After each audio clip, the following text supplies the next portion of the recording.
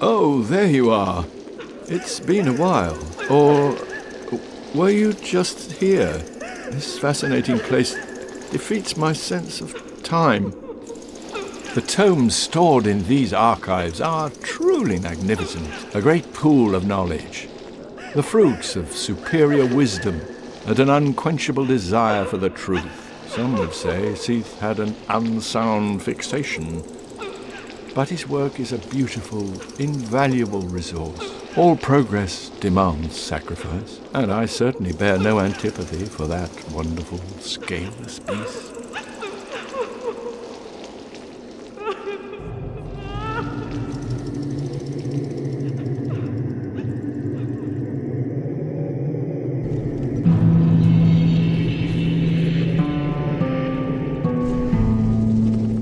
Hello everyone, this is Aegon of Astora, and welcome back to Dark Souls 3 Let's Talk Lore. This is episode number 8, being recorded on Saturday the 17th of December.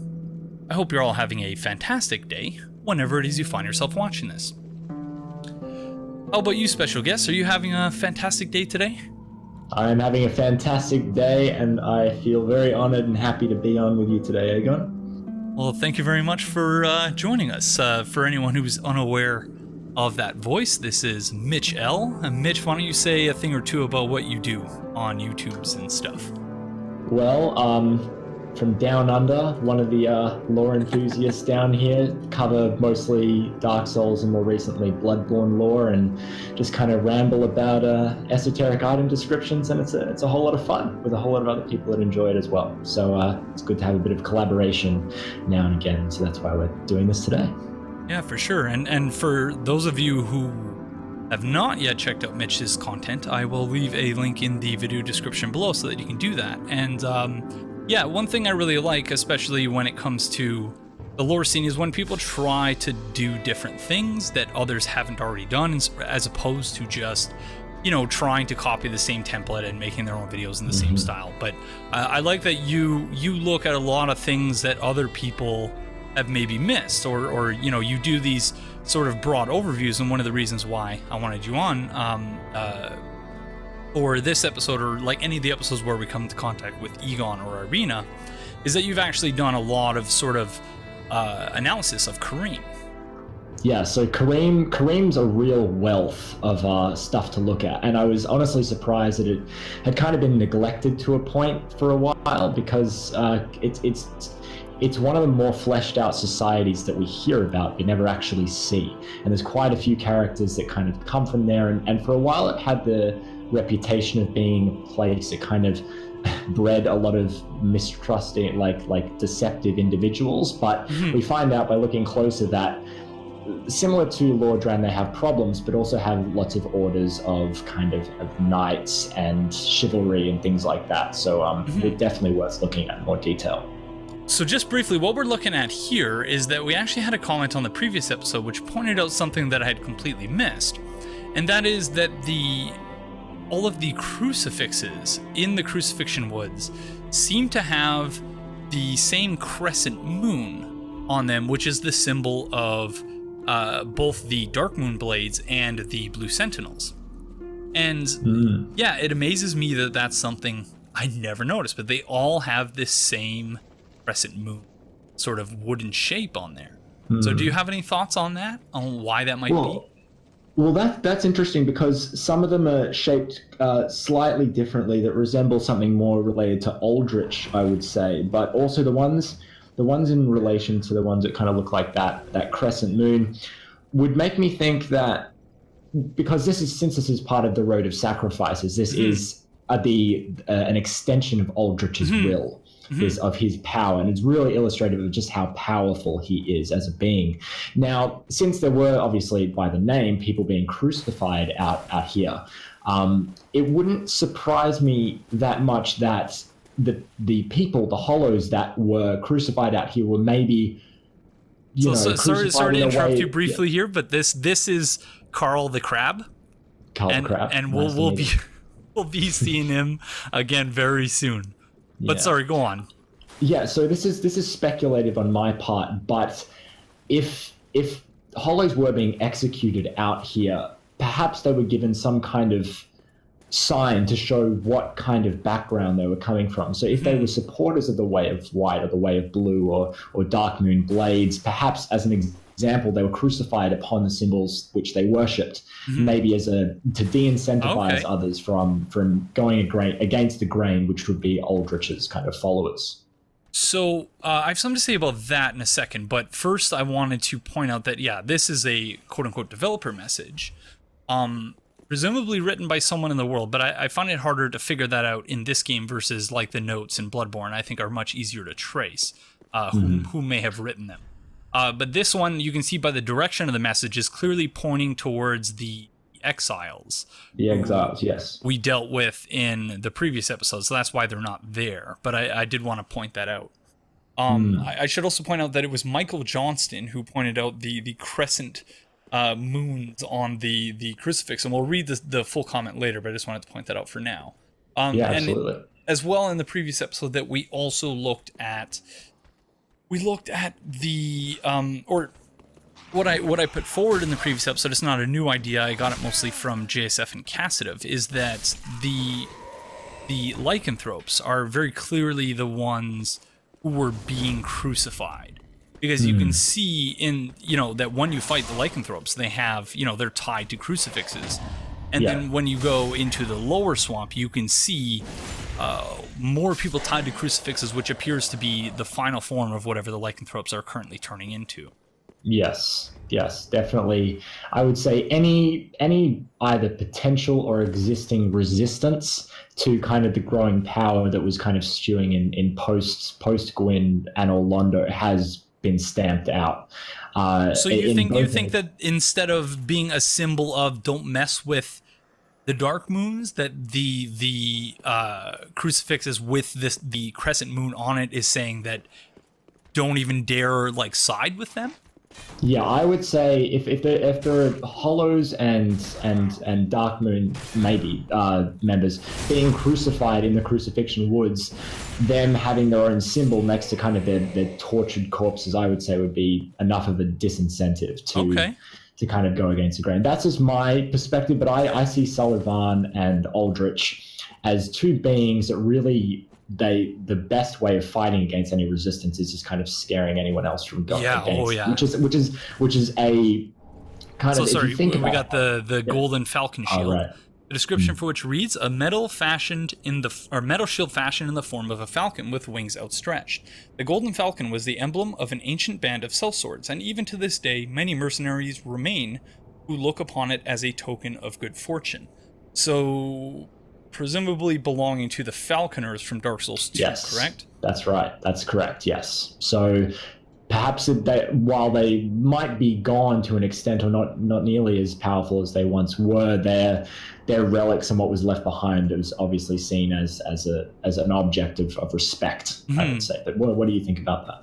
No, it sounds pretty good to me. I haven't honestly put a lot of thought into it, other than the fact that the upper swamp, so the Crucifixion Woods, and the lower swamp, Farron Keep, seem to, more than any other places in the game, save perhaps for Lothric proper, seems to really be the epicenter for the convergences of all these different lands and peoples.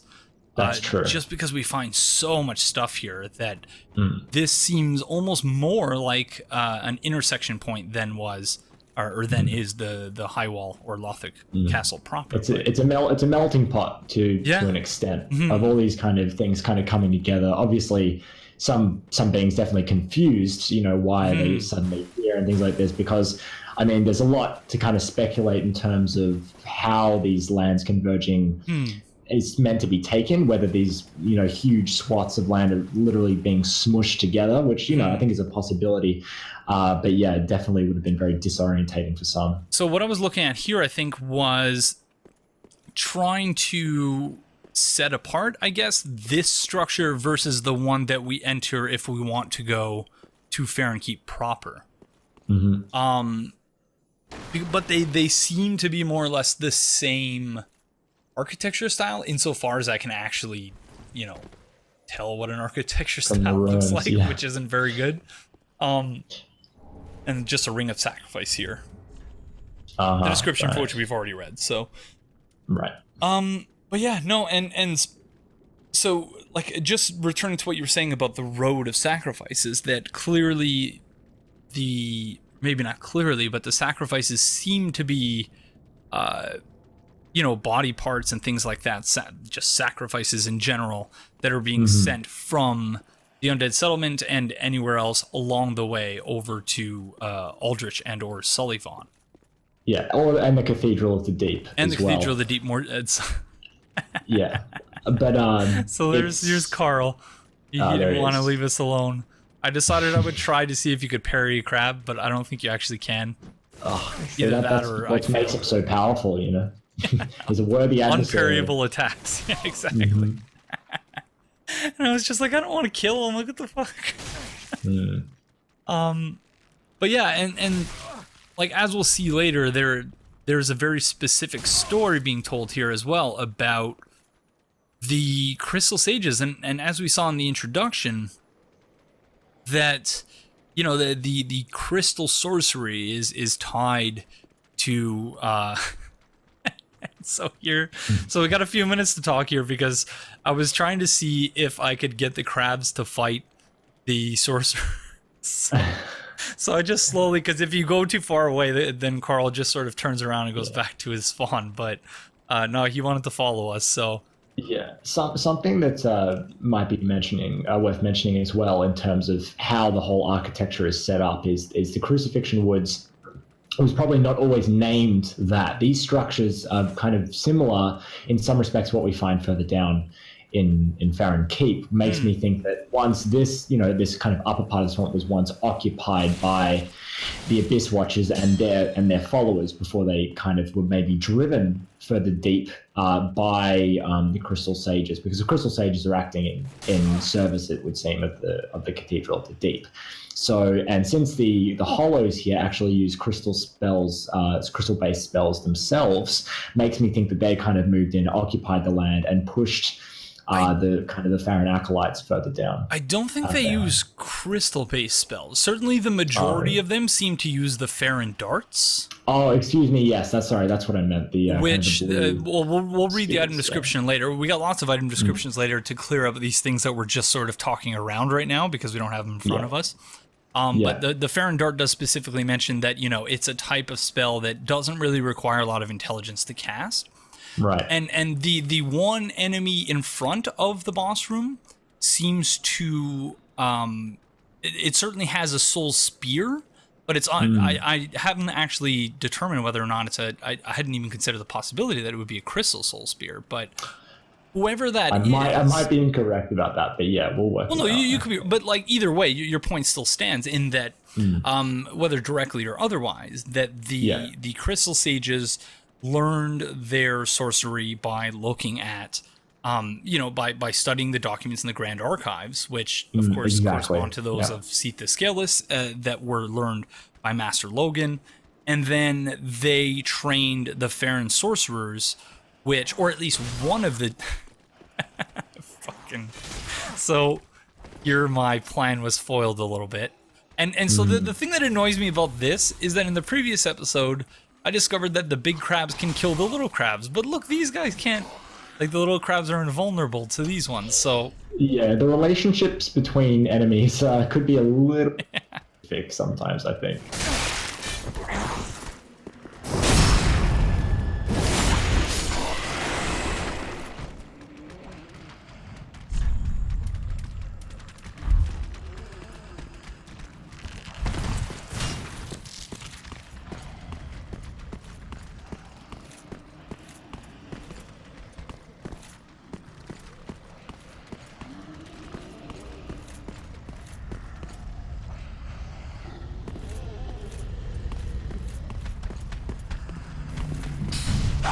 So yeah, so that attack, like, that looks to me, and I've never used sorcery, but that looks a lot like a Farron dart.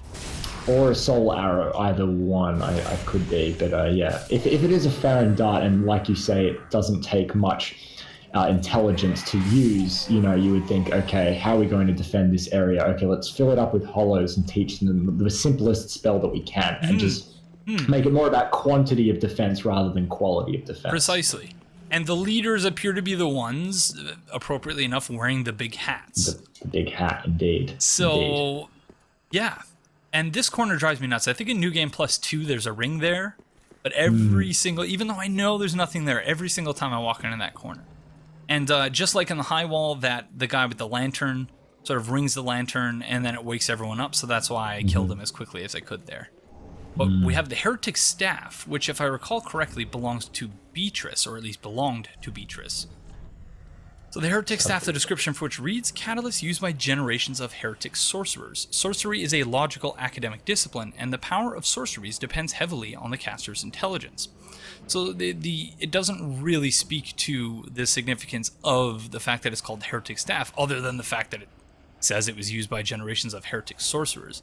And I think I meant to go into Dark Souls 1 and to see what the description for Beatrice's staff is like, because I think it has the same description, or the same name, but that specifically something was mentioned about how she sort of casted off the teachings of Vinheim, something like that. I think it says it contrasts with Vinheim catalysts, so it is a rogue kind of element.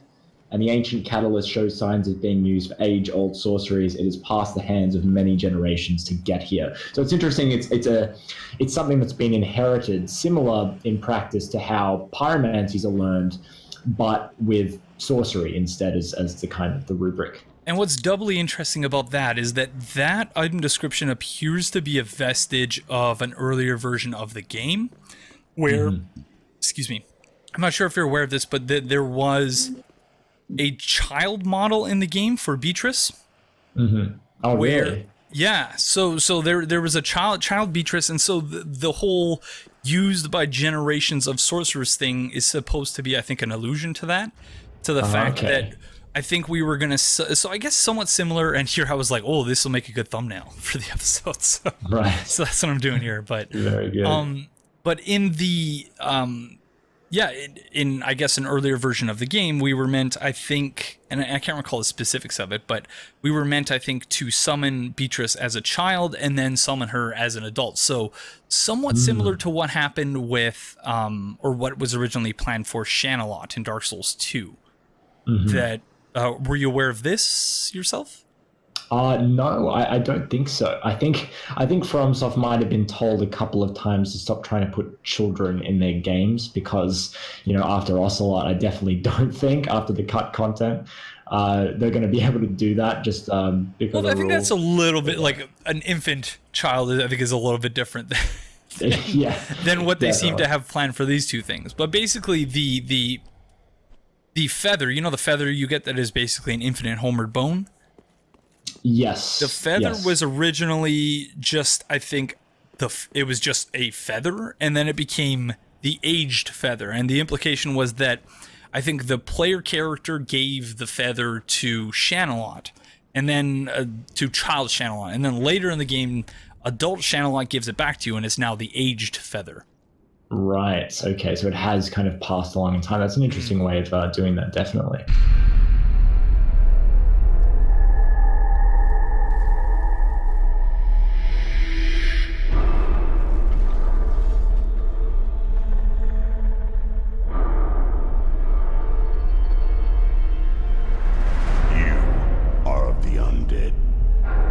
Forever without hope. Forever without light.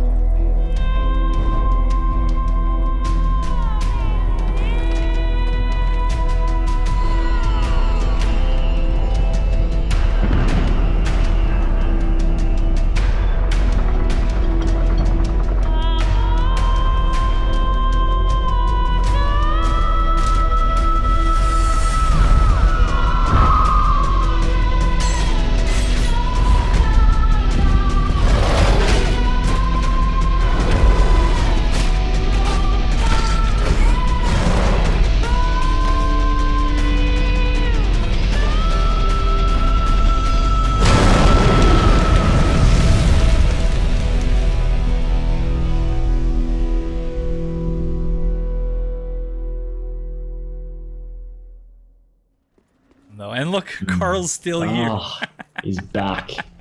Well, no, he started going back, and then he saw me. He's like, "Oh, there you are." So yeah, The Brador of Dark Souls 3. yeah, pretty much. You can't get rid of him. So, and I think here was where I discovered for the first time that you can actually summon Eygon of Carim. I had no idea that his summon sign was here. I didn't know that either, actually. And I think the reason for that is just that, like, obviously this area is Carl. They're supposed to be on the same team here, and he's freaking hitting me in the back. No, it's too cute. So the reason for that is obviously, you know, when you're playing online, you see summon signs, and it's just like, okay, like if you're not summoning, you're not summoning. So there was that, and B, so I'm playing offline here, and B is the fact that this area is such a, you know, clusterfuck that most of the time I just run through it. So Yeah. I don't bother dealing with the ambush. But when, like as in various other places in this playthrough, when you actually stop to smell the roses a little bit, sometimes you see things where it's just like, holy shit, I had no idea. Yeah, no, there's a lot that kind of gets skipped over in haste, that's for sure. And I think to a certain degree the game encourages that itself by having what I think is an excess number of just ambushes in each area and places where it's just incredibly difficult and it doesn't really need to be. Certainly in Dark Souls 3 more than in 1, and to a similar degree to Dark Souls 2, I think. But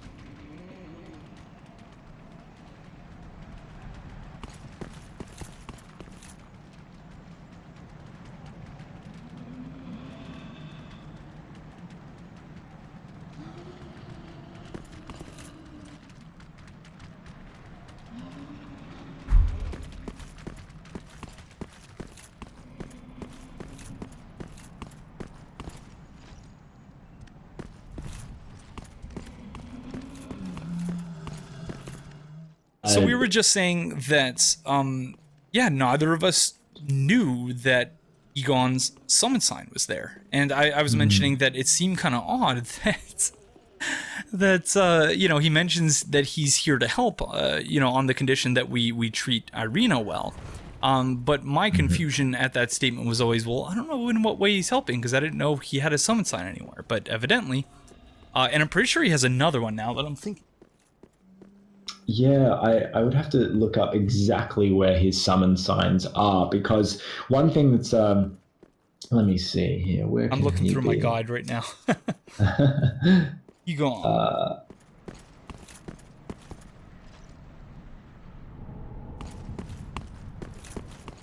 He can be summoned from the Dragon Slayer.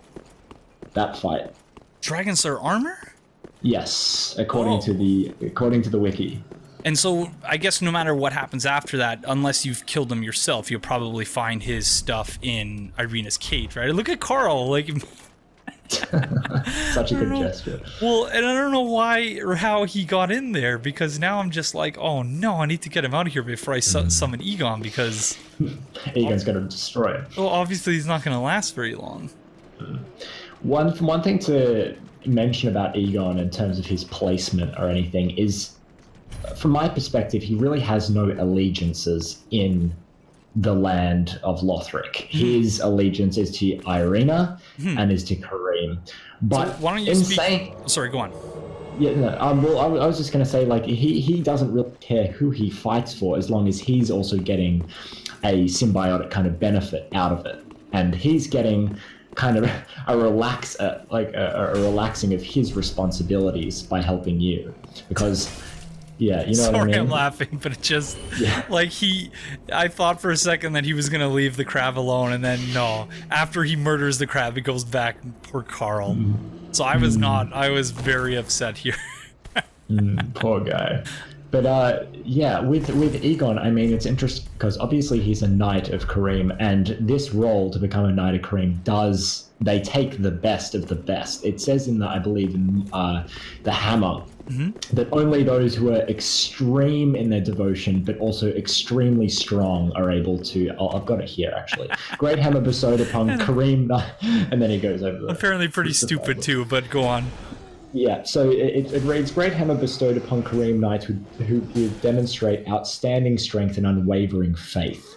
So the prerequisites to become a Carim knight are quite high, especially because I think it's 50 strength and like 30 faith or something ridiculous like that. Yeah, something quite high. But it's interesting because he doesn't seem particularly responsible in like, yes, he wants to take care of Irina, but he doesn't want to do it himself. You know, he's a knight with a sellsword mentality. Well, that's a really good way of putting it. Yeah, like he might even, it might speak to his past about what he used to be before he was a knight. Maybe he was a sellsword or a mercenary who kind of turned to a knight instead, and then he's just so with that attack, he aggroed the second one that was sleeping right there, and then it was just like, oh, you go. Yeah. So they didn't train him in being a good phantom, unfortunately. No, unfortunately not. But yeah, his role has kind of been dictated by Irina's choice to become a firekeeper, which, from what we can tell from the game, is an unorthodox choice for a Carim maiden. Yeah, so why don't you speak to that a little bit more? Like, so I will, of course, leave a link in the video description below to your video on Carim. Yeah, sure. And I guess we only have 2 minutes before we start talking to Orbeck here, but yeah, why don't you speak a little? You can speak now or later to their relationship. Yeah, I'll that get video a bit in general. Now, so yeah, with Irina and Aegon, like, from what Irina says, like, Aegon says she couldn't even become a firekeeper, as if a firekeep, like a job as a firekeeper, is something easy. Easy maybe, but also not like well looked upon. They seem to look at the fading of the flame and things like that as a bit superstitious. They prefer to be practical, which is why he would prefer her to just be casting miracles and helping him out as kind of a healer tank kind of style of play. As opposed to, having higher, more nobler ambitions, I guess. Exactly. Like, he kind of sees it as what believer. Especially when you talk to him in Firelink, he just says, what are you running about with this circus of degenerates? Like, he just doesn't see the point. He's a fucking asshole. But sorry to interrupt after I just asked you to speak to this. But yeah, Orbeck. Yeah. First... I somehow managed to make that the candle float there. But no, I kicked him so that we could see what weapons he had. And he just has a plain sorcerer's staff, which is standard issue in Vinheim, as well as standard issue gear, a dagger, except the only difference is that he's not wearing the proper headgear. That is said, as we'll learn later, to belong, or to be standard issue for Vinheim sorcerers. He's obviously got a lot of scrolls here, so implying, he either knows a lot of spells or he has access to a lot of spells. And yeah, because I've never done his quest line, because I'm usually not a sorcerer, by usually I mean never, but yeah, let's see. This floating candle, which was driving me crazy. I'm just like, what the fuck? Let's see. So if we have intelligence lower than 10, much like Logan, he'll rebuff us, but we have 10 intelligence, so let's see what he has to say. Well, this is unexpected. I don't often have visitors. What do you want? This is my study that you've happened upon. If you haven't any business, I've reading to get back to. Yes, I see. On your way, then. This is my study, and I've plenty of reading to do. Oh, enough of you already. Do you have business with me? How intriguing. Very well. Indeed, I am a sorcerer, with plenty to share. However, what champion demands service without recompense? Clearly, you're not that sort of man. So you will make me a promise. that in exchange for my teaching, you will bring me knowledge, in the form of scrolls detailing sorcery's secrets. Well, can you assure me of this?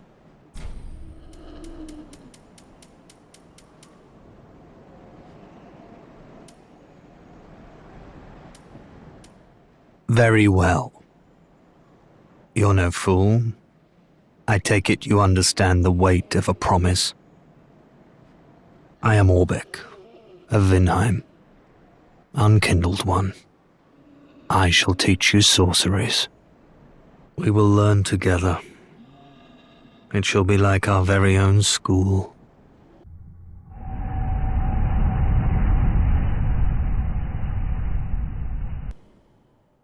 So we've only a minute until the next warp, but I did want to draw attention to the fact that he says, you know, what champion demands service without recompense? So recompense being basically compensation in return for something, I think. And finally got the candle down there. But yeah, in stark contrast to, you know, what we were discussing in the previous episodes with the pyromancers, where it's just something they do. Like, it's not, you know, they're not teaching you things for the purpose of getting something in return. It's not a consumer transaction. It's, I learn by teaching. And without a pupil, what am I? I'm not a teacher. But with him, he's just like, whatever, I'm just cool to chill here with, you know, my scrolls and, you know, unless you bring me more scrolls, knowledge is portrayed in this way, not as sort of a generative, synergistic thing, but as something that just exists as a commodity. So, so obviously that's a lot of stuff we don't necessarily have time to talk about right this second, but something to keep in mind for later, I think. Interesting guy, definitely.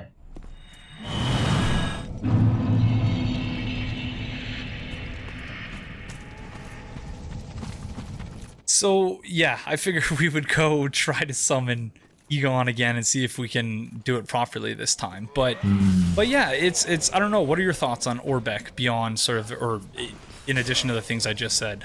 If you want to address that, that's fine too. Yeah, well, absolutely. It's interesting when he says we will learn together, which is definitely in a much more kind of used to a much more benevolent extent when we talk to I can't even remember his name now. The Great Swamp Pyromancer. I can't believe I made a video on Cornix. Yeah, Cornix. Cornix is very, very happy to learn with you, right? And if you apply that same knowledge to Orbeck, Orbeck understands that there are lost, rare tomes and scrolls in this area in Lothric that have kind of been lost to time and lost to the ages. So, for instance, when you give him Logan's scroll, of course, he reacts to this. Right? Yeah, he's like, oh my, you made quite the discovery, and now we have his scroll right here in my very hands. So he might just be saying that just to placate you. So sorry, Crystal Gem is just a gem of infused Titanite introduced to Lothric by the Crystal Sages. Blah blah blah. So while using infusion to create crystal weapons, which in this game inflicts magic damage, which in Dark Souls 1 was just it increased the physical damage but made it so that you couldn't repair it. So crystal does something very different in this game than it did in Dark Souls 1, which is curious. Yeah, well, presumably it's been a bit of a lost art until the Crystal Sages kind of came back into relevance and power, and they had to make kind of apply these strategies to a large force. And I believe we see Lothric Knights using crystal infusions on their weapons occasionally. Do we? Maybe it's in the archives, in the Grand Archives. I think there is one. There's a Lothric Knight on the higher levels closest to Gertrude's kind of near the cage. Three like Line Knight Albert and Yeah, I think there's one. Yeah, there's one before that might use the crystal, but I'd like to check that. I wouldn't like to say that. Yeah, because I seem to recall it being.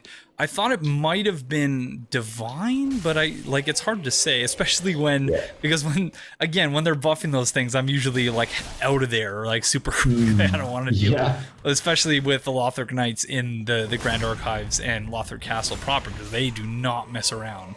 No, they do not.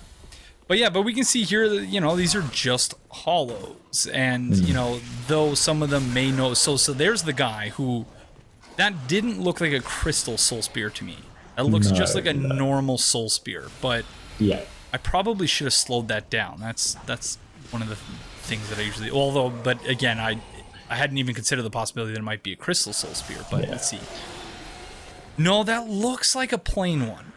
Yeah, I would like to know more about sorceries. I'm quite clear on pyromancies, but sorceries is not exactly my strongest suit, I must admit.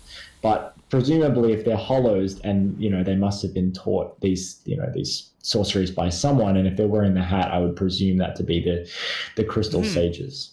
Well, and so the ones with the hats, like, I was trying to... And I'm obsessed with headgear that enemies are wearing for some reason, in part because I do think in some cases it points to like which ones are meant to be the leader. And that might just be an artifact of one of my favorite games when I was a kid, called Wonder Boy 3 The Dragon's Trap, where there were a bunch of skeletons and there was a skeleton enemy with a hat on, and that enemy was specifically called Master Skeleton. So I don't know if it's just a remnant of that or whatever, but...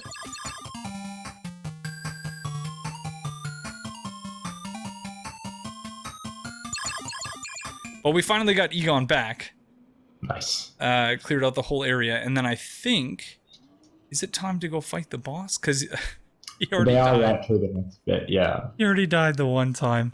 But then, actually, no. It's not time to fight the boss yet, because I remember there was the one lycanthrope down here. And so I was like, okay, let's try and get Eygon down the hole. Because I was worried. I was like, they do that really socially awkward thing where, like what he's doing right now, where they turn their back to you. Yeah. And I was like, oh no, because he's clearly meant to help you fight the boss. And, the consideration of him helping you with the rest of the area probably wasn't really there. Because otherwise they would have put a summon sign like next to the bonfire or something, right? Yeah, like you've already made it this far, like they just want you to go fight the boss at this point. And so I was like, whatever, he'll follow me down, I'm sure. And then... Yeah, you can see the crescent shape on the back of the lycanthrope. Yes, you can. And of course they also have the red eyes, which if the logic is consistent, they are tainted with the abyss in some respect. Or spiritually impure more generally, if not specifically tainted by the abyss, because... Right. Because, it's kind of an open question there, because, we find like the Deacons of the Deep all have, whether it's the enemy or the boss, they all have red eyes. And so... See, I was trying to figure out. I was like, okay, there's the hole, but clearly he's not following us. So I was just like, whatever. So here we have the Sage Ring. The description for which reads, a ring given to Farron's undead legion by one of the Preacher twins, known more commonly as the Crystal Sages. Shortened spell casting time. The sorcerers of Farron's Abyss Watchers were known to be lonesome warriors who would only rely upon more pragmatic spells. So that's something you pointed out earlier, right? Yeah, about exactly. the pragmatism, I guess, of the... I think you mentioned the twins, but it appears to be specific, the pragmatism part, to the sorcerers of Farron's Abyss Watchers. So those guys appear to be, sorcerers of... but then elsewhere in the room we also have the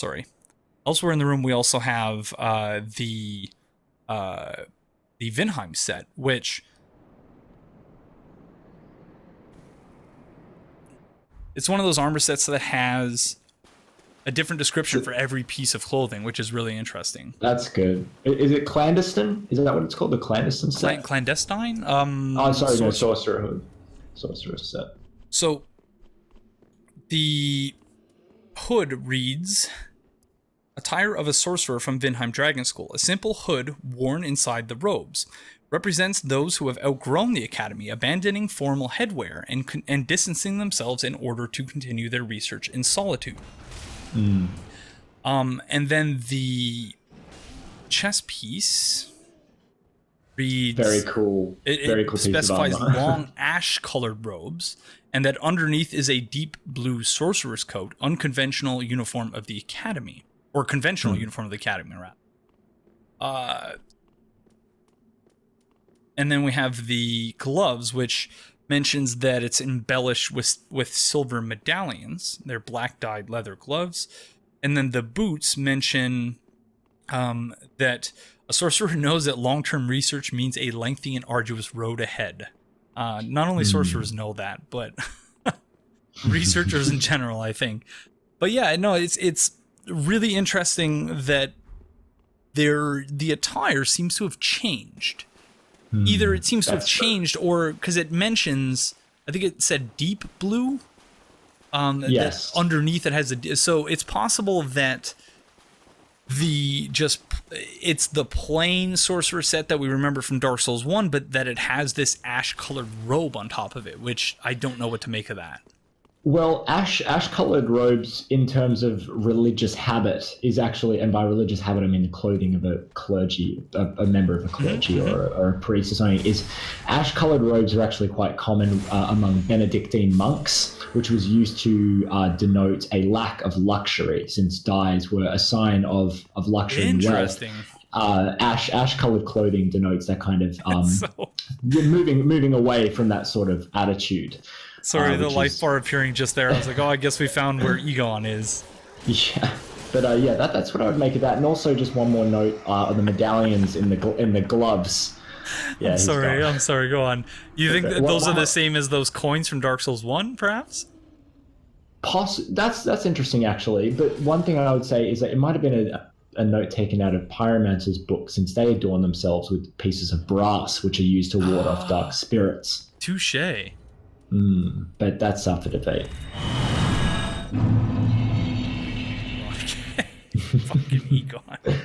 Yeah. Sorry, go on. It seems like their ideology changed a little bit, because they obviously are ones of, like, you know, they're quite pompous, they're quite proud of themselves, because obviously the Vinheim Dragon School is somewhere to be respected if you are from there. But well, if you're from Vinheim, the Dragon School is all that matters. Like, exactly. As we'll learn in an item description later, like, Vinheim is more or less like a college town.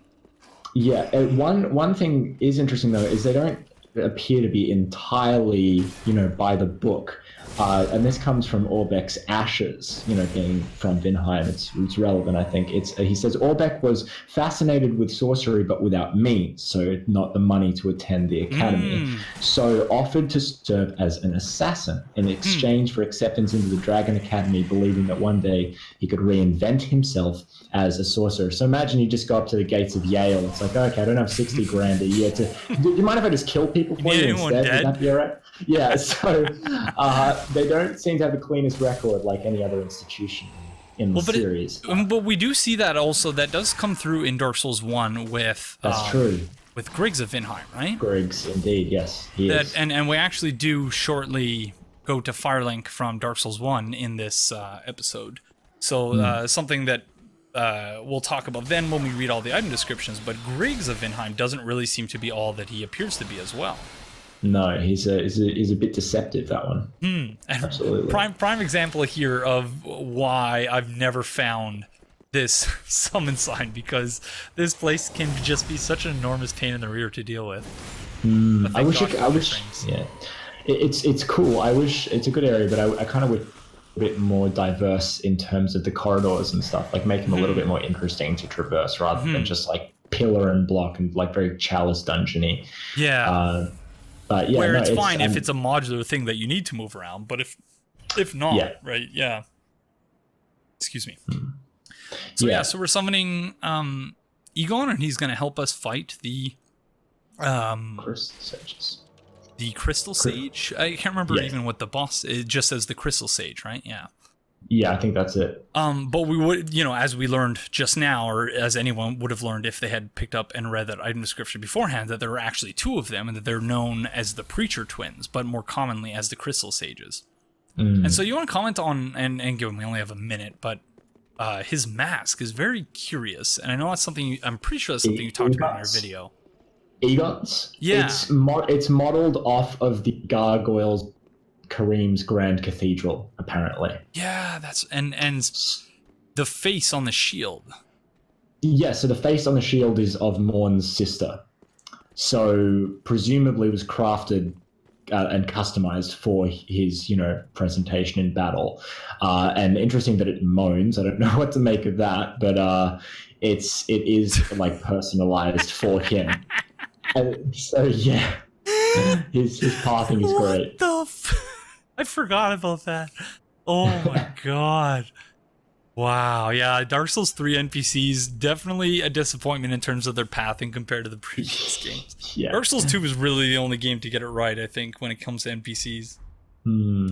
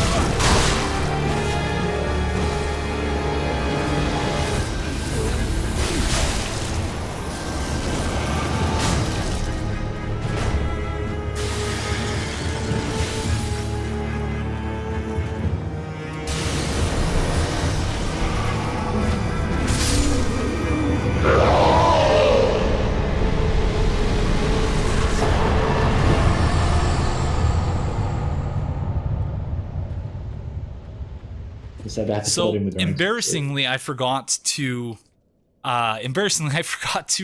read the item descriptions later in the episode. So, Soul of a Crystal Sage, one of the twisted souls steeped in strength, used to acquire many souls, or blah blah blah. The twin crystal sages once served as spiritual guides to the scholars of the Grand Archives, and one went on to ally with the Undead Legion. So it only mentions that one went on to ally with the Undead Legion, and I thought that was very interesting. It is. It is. We'll get into that in just a minute, because we also have Crystal Hail, unique sorcery developed by extraordinary preacher twins known as the Crystal Sages. Cast a cascade of small crystal soul masses from above. Crystal soul masses have piercing qualities. In a pact said to have been formed long ago, one of the sages allied with the Undead Legion in order to train the sorcerers of Farron. And then we also have the Crystal Sage's rapier. Thrusting sword with tiny crystals scattered across its blade, used by the Crystal Sages for self-defense. The crystals boost the magic damage inflicted by the sword and the item discovery of its wielder, fruits of the lifetime of research conducted by the sages. And so this notion fruits of labor comes up later on as well. But yeah, I thought I would include those there because I forgot to do it later in the episode. So, whereas here I was just sort of looking around again at the architecture and trying to figure out what the heck this place could have been. Yeah, it's been a long time. It's been a long time since this place was in good shape. And so it's really curious that, but clearly in addition to being, because it's hard to say whether that sage is working for Aldrich or not, is it? Like, because he is technically guarding the entrance to the Cathedral of the Deep, but he might have other reasons for doing that as opposed to doing it for Aldrich or Sullivan, right? That's definitely true. I mean, motivations of these sorts of bosses are kind of difficult to pin down because there's not a whole lot of visual kind of telling that goes in terms of like a cutscene or anything like that. We have the item descriptions, absolutely, but a lot of that goes to say about like what was happening before they got to this point, about how there was a schism between the twins and or how they made a pact to train one area while the others went to train another. Maybe. And sorry, I was just to point out here that like these trees look a lot like chaos trees, like chaos roots, but growing out of the ground up, which wouldn't really make any sense. But I don't know. I just thought I would point that out. Well, we're not that far away from the entrance to Carthus, and below Carthus is the Smoldering Lake. So this is true. You know, this is could true. be.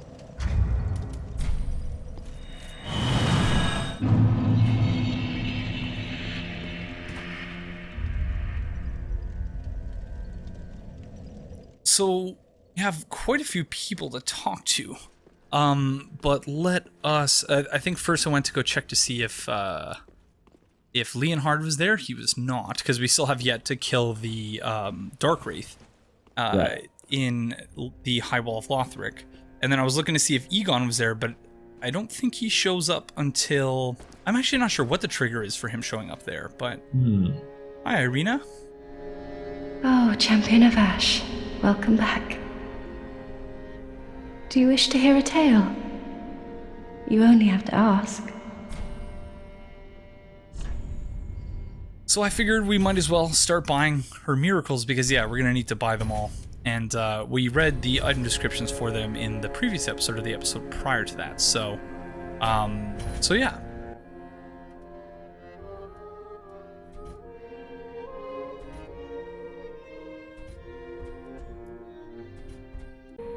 Have a pleasant journey, Champion of Ash.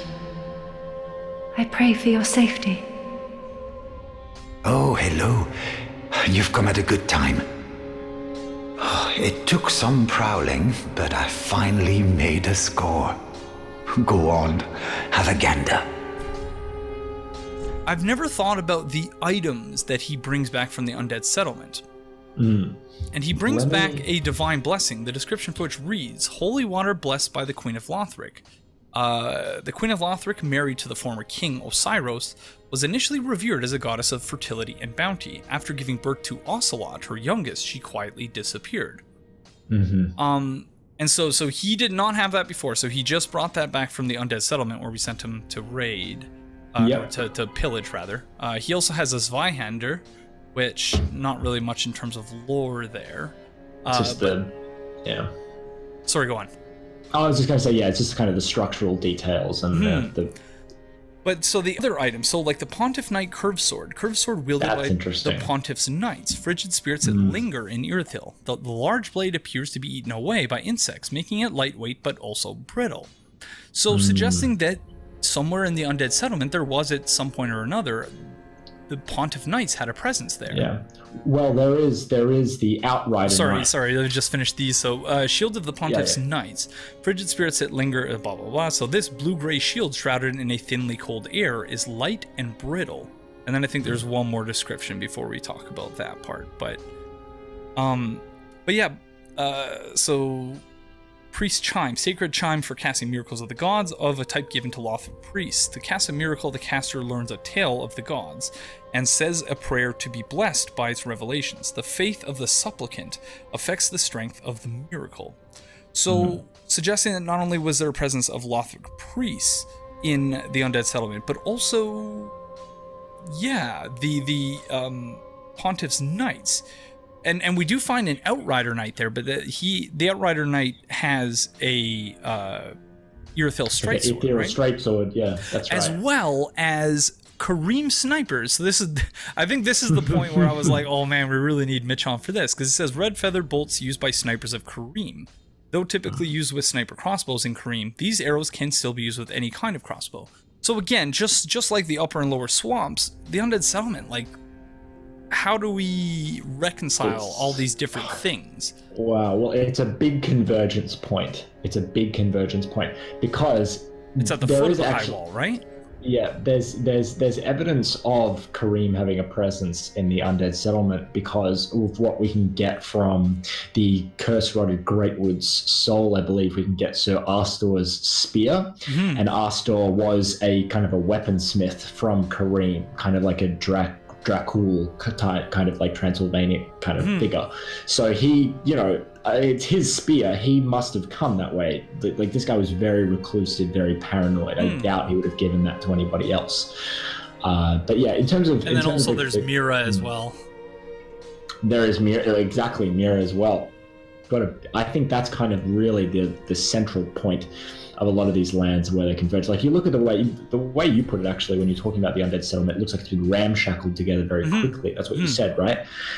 Maybe some of that structural weakness has been created by these shifting kind of earthquake, tectonic movements, And there are kind of giant pits and pitfalls throughout that kind of area that suggests kind of what am I saying? Like a de-strengthening of the bedrock as it's kind of been moved around, shifted around. Well, the place doesn't seem to have been built in order to withstand any sort of shifting of the ground. Like, precisely. Yeah. So Orbeck is here, and just like all the other NPCs, he brings things with him when he settles into his little corner.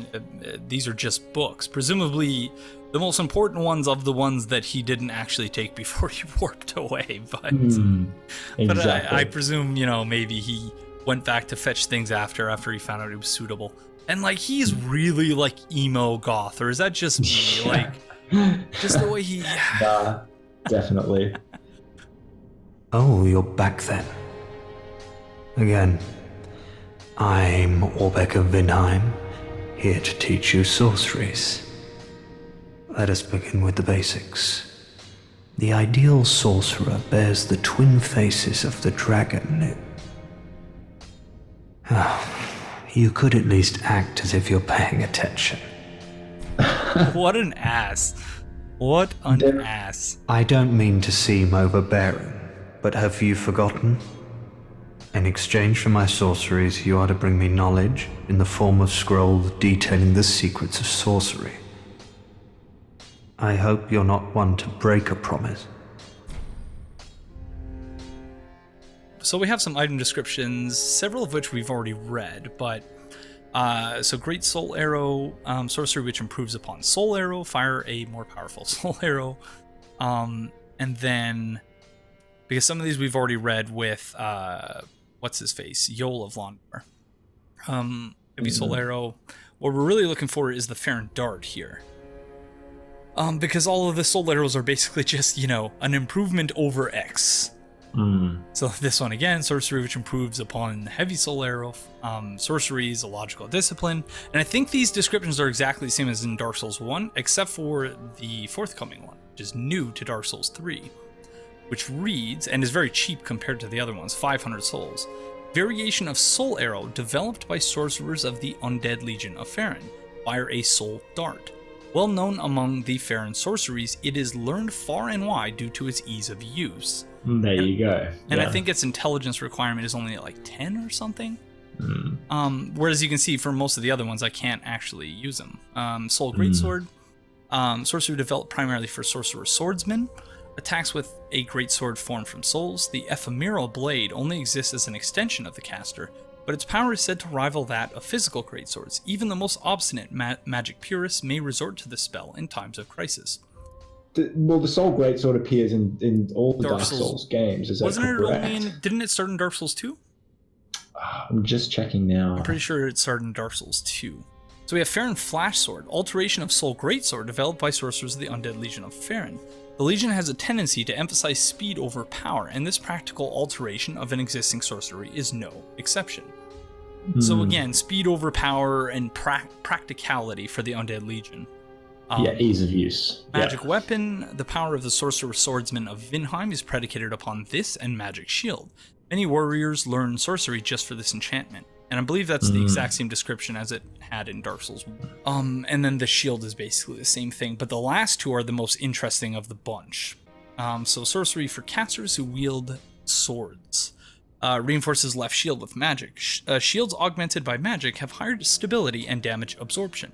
Even the smallest of shields can be toughened considerably with the use of this spell. And then we have, I think it's Hush? I think Spook. It's called Spook in this game.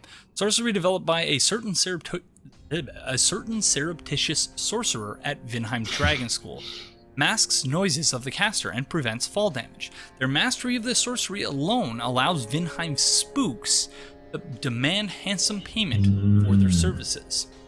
Yes, very, very suspicious that. And, kind of would work well for an assassin, I would say. And then the last one is Oral Decoy. Sorcery developed by a certain surreptitious sorcerer at Vinheim Dragon School. Distracts foes with a distant sound. The sound carries with it a strangely infectious resonance that may cause one to stray from their posts and expose their back. So, the certain surreptitious sorcerer at Vinheim Dragon School, I don't recall if we have any other potential people for who that might be other than Griggs of Vinheim. Yeah, it could. Yeah, it could be Griggs. I think it's kind of through those that Vinheim really starts to show its true colors and what it's capable of, because it's with the sending doing sounds really clandestine, across under the shroud of darkness things. Yeah, it's like Splinter Cell Vinheim theory. It's like it just gives them the ability to not really. Like, you'd never really see pyromancers acting in the same way. They don't use their powers for the most part to do assassinations in this fashion. Oh, they're very straightforward with it. They're very straightforward, and they have respect for the art in a way that's different from Vinheim, I would say. And I don't know what I was doing here, but a spook, if we do another fun with definitions, a spook is basically a spy. So, well, there's two different definitions here: a ghost, and then the second one, it says North American, a spy. So I wonder what the Japanese text for that would have been, because that is a very specific term, and the fact that the Google definition thing specifically says North American is interesting.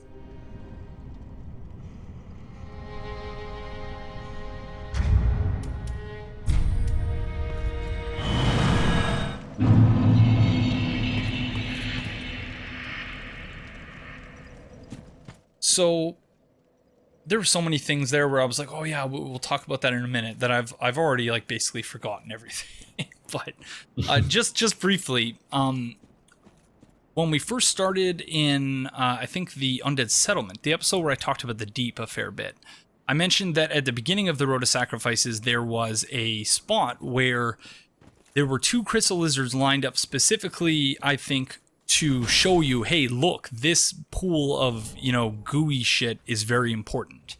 And I corrected myself in a previous episode by pointing out that it wasn't the start of the Road to Sacrifices, but it was right here. There are two crystal lizards you see in the corner of your eyes that lead you right here. And just a pool of black goo. And, I speculated in previous episodes that, while it may be related to the Abyss, when we see an opening into the Abyss, so like in the Chasm of the Abyss in Dark Souls 1, it's just an opening into a black space. This is specifically a black goo that when you toss prism stones there, you see that it hits something solid and then it sinks. Which, it could just be that they didn't program the collision there, which is, possibly it, but that is very interesting to me. Well, I mean, in terms of depth, that would be presumably located close to or underneath the Cathedral of the Deep. Since we go upwards from there, this could be kind of part of the bedrock of what runs beneath the Cathedral itself. And so there I wanted to show that there was a kill volume on top of it as well. So you can't actually, your character model disappears before you can actually hit the deep stuff, the deep juice or whatever we were calling it. Because I was speculating in an earlier episode that whereas the first flame appears to be pulling everything towards it, the deep appears to be moving in a different direction, or resisting the gravitational pull of the first flame in some way. And so I wanted to show here, by way of a counterpoint, a counterexample, that the spot where I'm throwing the prism stones down here is a part of the rock. And so you can see, even though this is above a kill volume, the prism stones just settle there. So, and because I'm throwing it just on a rock. Whereas if you throw it in the deep part, it stops and then it sinks in. So I don't think it was just, oh, the players aren't meant to go here, so let's not program any collision. Because Prism Stones, this is what they're meant for, so that you can see whether it's safe to go somewhere. And whenever you throw them here, you hear the noise that says, no, it's not safe, but you hear it and then it stays there, whereas in the other one, it just sort of sinks down. Yeah, no, I definitely think that that's got something to do with cathedrals. What it's kind of sitting on top of could be this kind of vestige of the deep itself, or human dregs, for all we know. Well, those things are all, I think, related, but yeah we got quite an ambush here, which we'll go into the specifics of it in a minute, but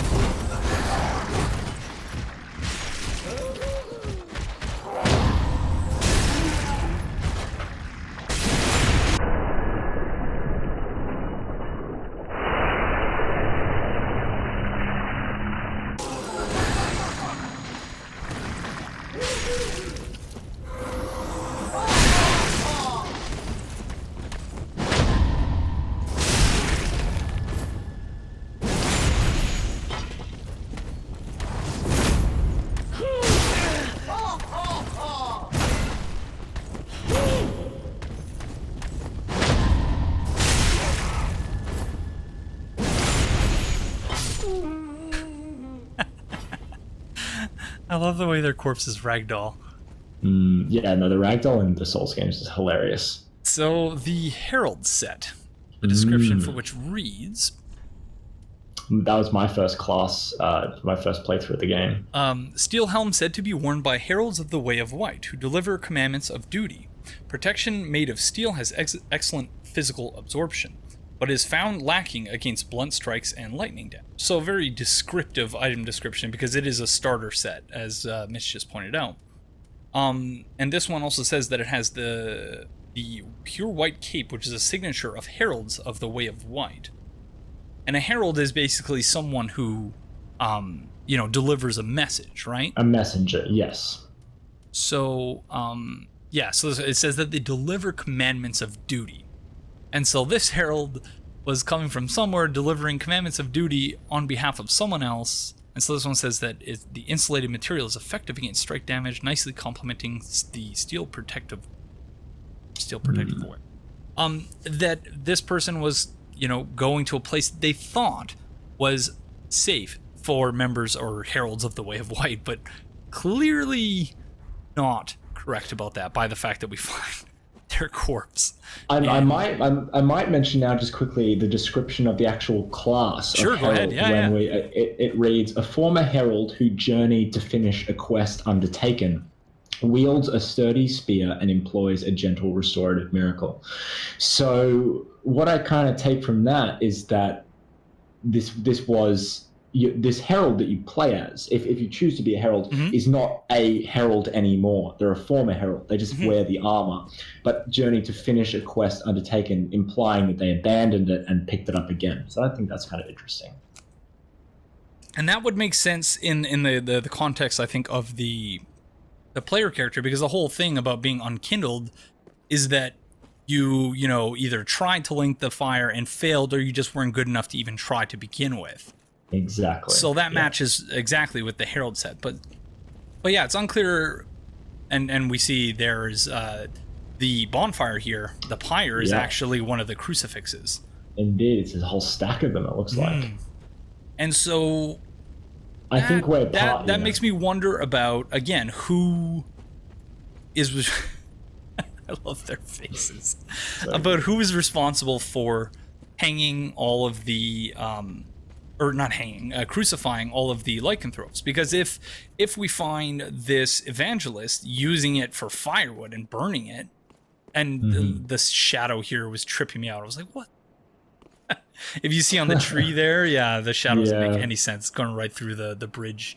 The bridge supports on either side. But yeah, it seems weird to me that unless maybe they were just really short of firewood and they're like, oh, there's no one we need to crucify here. It would seem that the evangelists, they want to burn these people as opposed to crucifying them. A note on that as well. The reason why I think the lycanthropes are being killed or crucified or attempted to be crucified and then sometimes failing is because the Cathedral of the Deep, a lot of its strength relies on subjugation. Hollows can be subjugated, and even giants can be subjugated to great effect in terms of usage of beasts of burden and so on. But lycanthropes, when we fight them, they're quite ferocious warriors, so or like at least beasts, so they might be a little bit more unruly. Yeah, you can't like set them about a simple task and expect that they'll be able to carry it out. Exactly. That's a really good point. So maybe they're made examples of. It's another kind of interesting thing of how Aldrich's rule kind of nice. So this Fallen Knight, kicking my ass. But sorry, go on. Yeah, it's just how they operate. Rule through fear. They rule through fear. They have might, but they have no. Like, they don't have, like Lothric, I mean, they have soldiers, but they don't have a standing army to the same degree as a kingdom would. Like, they're still relatively infantile in terms that, like, Sullivan's, expanding the rule by sending Outrider Knights to different parts of the world to see how far this kind of rule can be sent. So, yes, by majority, they do rule by fear and by torment rather than brute strength. And so this part... Like we learned in a previous episode that brigand is essentially like a brigand is someone who like robs people on a highway robbery. Stand and deliver. Stand and deliver. And so this makes sense given the fact that again we're on the road of sacrifices, and that the Fallen Knight down there has just taken out a paladin because we find paladin's ashes there, which I forgot to grab here, but I did go back and get it so that we could read that in description. So that's really interesting, that point actually.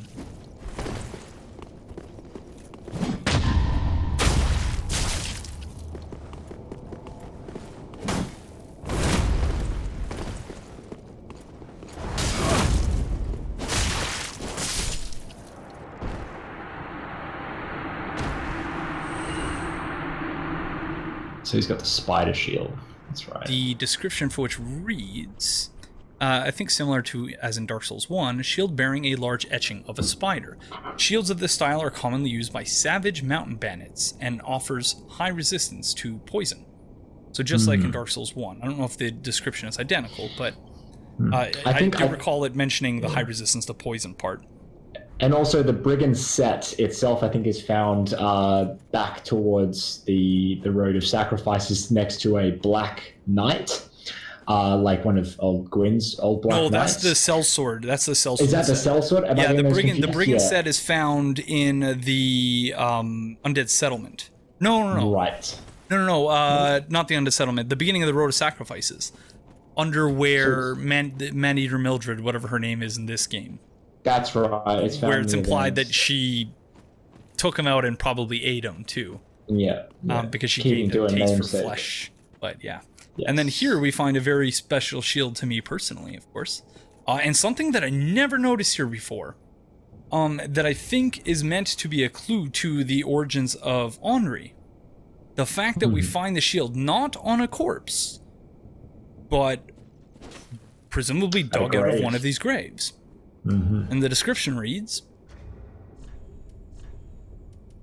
a knight's shield engraved with a crest, one of the enchanted blue shields. The crest shield greatly reduces dark damage. So it's a much more vague description than it had in Dark Souls 1, and of course the shield wasn't in Dark Souls 2. But in Dark Souls 1 it specifically mentions that it's used by Knights of Astora. And then the jump cut there because, I forgot to pick up the paladin's ashes, so... umbral ash of a worn-out paladin who sought the Cathedral of the Deep. With this, the shrine handmaid will prepare new items. This paladin paid quite a price for his headstrong justice, and you can see that it's holding a undead hunter charm. is, or alternatively, isn't. Yeah, it is an undead hunter charm. So, yeah. And so, sorry, here I was just pointing to the grave, which, yeah, I don't know. What are your thoughts on that? Because I thought about that just as I was recording this, was the fact that, yeah, it's not on a corpse. It's there. So possibly that, but then again, Henri has a blue shield. So was it that she dug up another one and she was like, oh shit, well, or perhaps that parts of, you know, all of these graves here, that some of them are just people from Astora for one reason or another. That would certainly kind of lend to the kind of tragedy of their backstory, because they kind of have had to endure quite a lot of bad stuff, both Henri and presumably her family. And Horace, of course, you know, they escaped Aldrich, right? Barely with their lives. So I that's presume very few people actually do. So yeah, exactly. Not often. In terms of, if we want to talk about Paladin set, Paladin ashes really quick, because I find Paladins fascinating. I almost think they shouldn't be called Paladins, because Paladin's quite a common fantasy term. I don't think it really does them justice, because it's kind of lost its meaning as a term. Paladins, yeah, exactly. So Paladins are essentially special agents of the Way of White. They're normally they're normally undead, so they normally have that ability to keep on fighting regardless of what happens. Now, if it's holding the Undead Hunter charm, that's interesting as well, because we do have a similar item called the Lloyd's Talisman. In dorsals 1 and 2. 1 and 2. That's right. Let me just bring it up here. Yes. So yeah, Lloyd's Talisman, another hunter charm, and is kind of to do with their hunts of the undead. Now, Allfather Lloyd's is a fascinating kind of thing on its own, but his kind of perception in many lands has changed. The clerics of Carim think he's a fraud. Exactly, because obviously at one point he might have been seen as a deity, but since the Way of White's kind of influence has kind of faded over time, his influence as well has disintegrated a little bit. So the fact that this fallen knight has slain a paladin of the Way of White is quite interesting. I presumably slayed a paladin of the Way of White, because paladins are not easy to kill. They're very resilient, and if you kind of, this is my theory, like, that I kind of buy into, that the undead curse was found out to be something that could be bestowed upon people as kind of an advantage in combat. The paladins were created specifically by the Way of White to see how undead warriors could be used to the church's benefit, and especially in Leroy's case. So I don't know if it's just me, sorry to interrupt, but I don't know if it's just me, but these look kind of like weed plants. Like, which one? These are weed plants? Yeah, I don't know. Like, maybe I was just really jonesing or something. Yeah, no, they got the wacky tobacco at the cathedral. Yeah, well, maybe that's how they keep all the employees happy, right? All the slaves, I guess I should say. The Cathedral of the Dank, more like. Yeah. That'd be more appropriate. A cross-pollination with Vape Lord Volner. Yeah. So, they'll buy from Carthus, but yeah. This part I just think is fascinating. The fact that, these hollows have all been convinced basically that they need to cleanse themselves with fire. Immolation, and that they do it. Oh yeah, that's right, there's actually a spell for that. I didn't even consider that.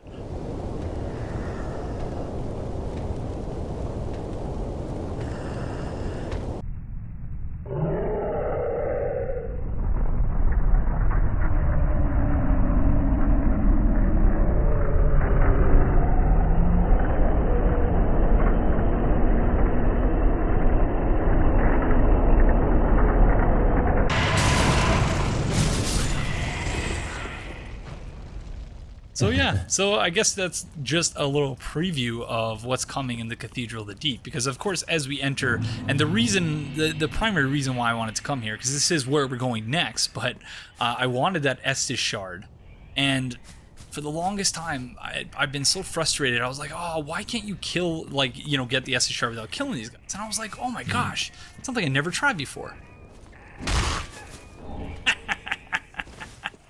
I couldn't believe it worked. I'm like, how did I not try that? And then he just sort of stands there. So yeah, if you ever want to get the Estus Shard without interrupting their worship, that's how you do it. Nice little kick. And yeah, another one of these standing stones that looks like it could have something inscribed on it, but it's too low res to be able to really tell. Right. One thing I want to touch on quickly with the self-immolation is that immolation is a a kind of concept that runs throughout Irithyll, because of course the fire witches wield a weapon called the immolation tinder, which would presumably be used to set people on fire, you know, and immolation, while obviously not always by choice, self-immolation is a practice that's kind of quite abundant through, I think, is it Buddhism, as kind of a cleansing, like, act of protest. I know it's been used that way before as kind of a spiritual thing. I'm no expert on that, obviously. You'd have to ask, I don't know, someone maybe like JSF for that. Yeah, that was my first thought too. But yeah, no, I just, because obviously we're not going to the painted world here, but I did want to point out that, you know, Slave Knight Gale is here. Merciful goddess, mother of the forlorn who have no place to call their own, please bear witness to our resolve. Fire for Ariandel. Fire for Ariandel. And the ash to kindle flame.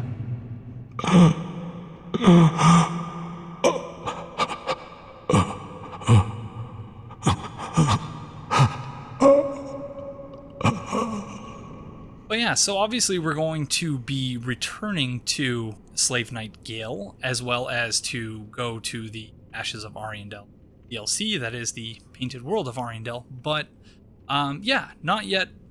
So we are going to leave him here for now. In the next episode, when we're doing Cathedral of the Deep, it might be kind of annoying because every time we spawn at the bonfire, we're going to have to deal with him talking and stuff. But yeah, we'll just deal with it. But for the time being, we're going to head back to Firelink. We're going to talk about a few loose ends that we've sort of left hanging throughout this episode. Mostly things that I've interrupted Mitch when he's been talking about it. And then, yeah, we don't have a lot of comments today just because both myself and Mitch are short in time. We've been trying to get together to do this for a very long time now, like 2 months, 3 months almost. So yeah, but we are going to read out a few comments. And then, yeah, I'm going to leave that item there as well, too. Notched whip. Yep. Which, you know, I figured this isn't technically the Cathedral of the Deep episode, so we'll just leave it. Yeah, save it for that one.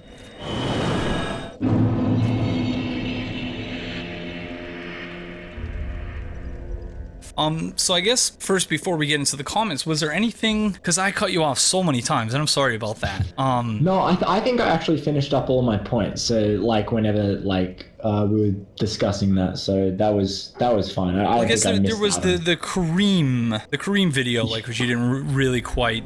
So, like, you know, I want everyone to check it out for themselves because it's a great video and you put a lot of research into it. So I'm going to leave a link to that in the video description below. But if you wouldn't mind, if you can even remember, because I know it was a couple months ago, you know, giving a brief précis or like just speaking more to the relationship between Irina and Aegon, because that's something that I find very curious. The fact that he is very intent on, you know, serving and on doing things that knights should do. But that doesn't mean he's not bitter about it, because he seems very bitter about it. Yeah. So I wonder if you could speak to that. Is it just the general attitude in Carim towards firekeeping and you know, that they don't think that's something that's valuable and worth doing, perhaps? This in terms of Irina and Aegon and Carim as a whole is they they value strength and they value loyalty. But with those things, with strength and loyalty, that's something that becomes internally contradictory to Aegon, because he values strength, which Irina does not have. It says in her description of her ashes, Irina was a frail woman, which, you know, she can barely stand on her own, which is what is implied from that.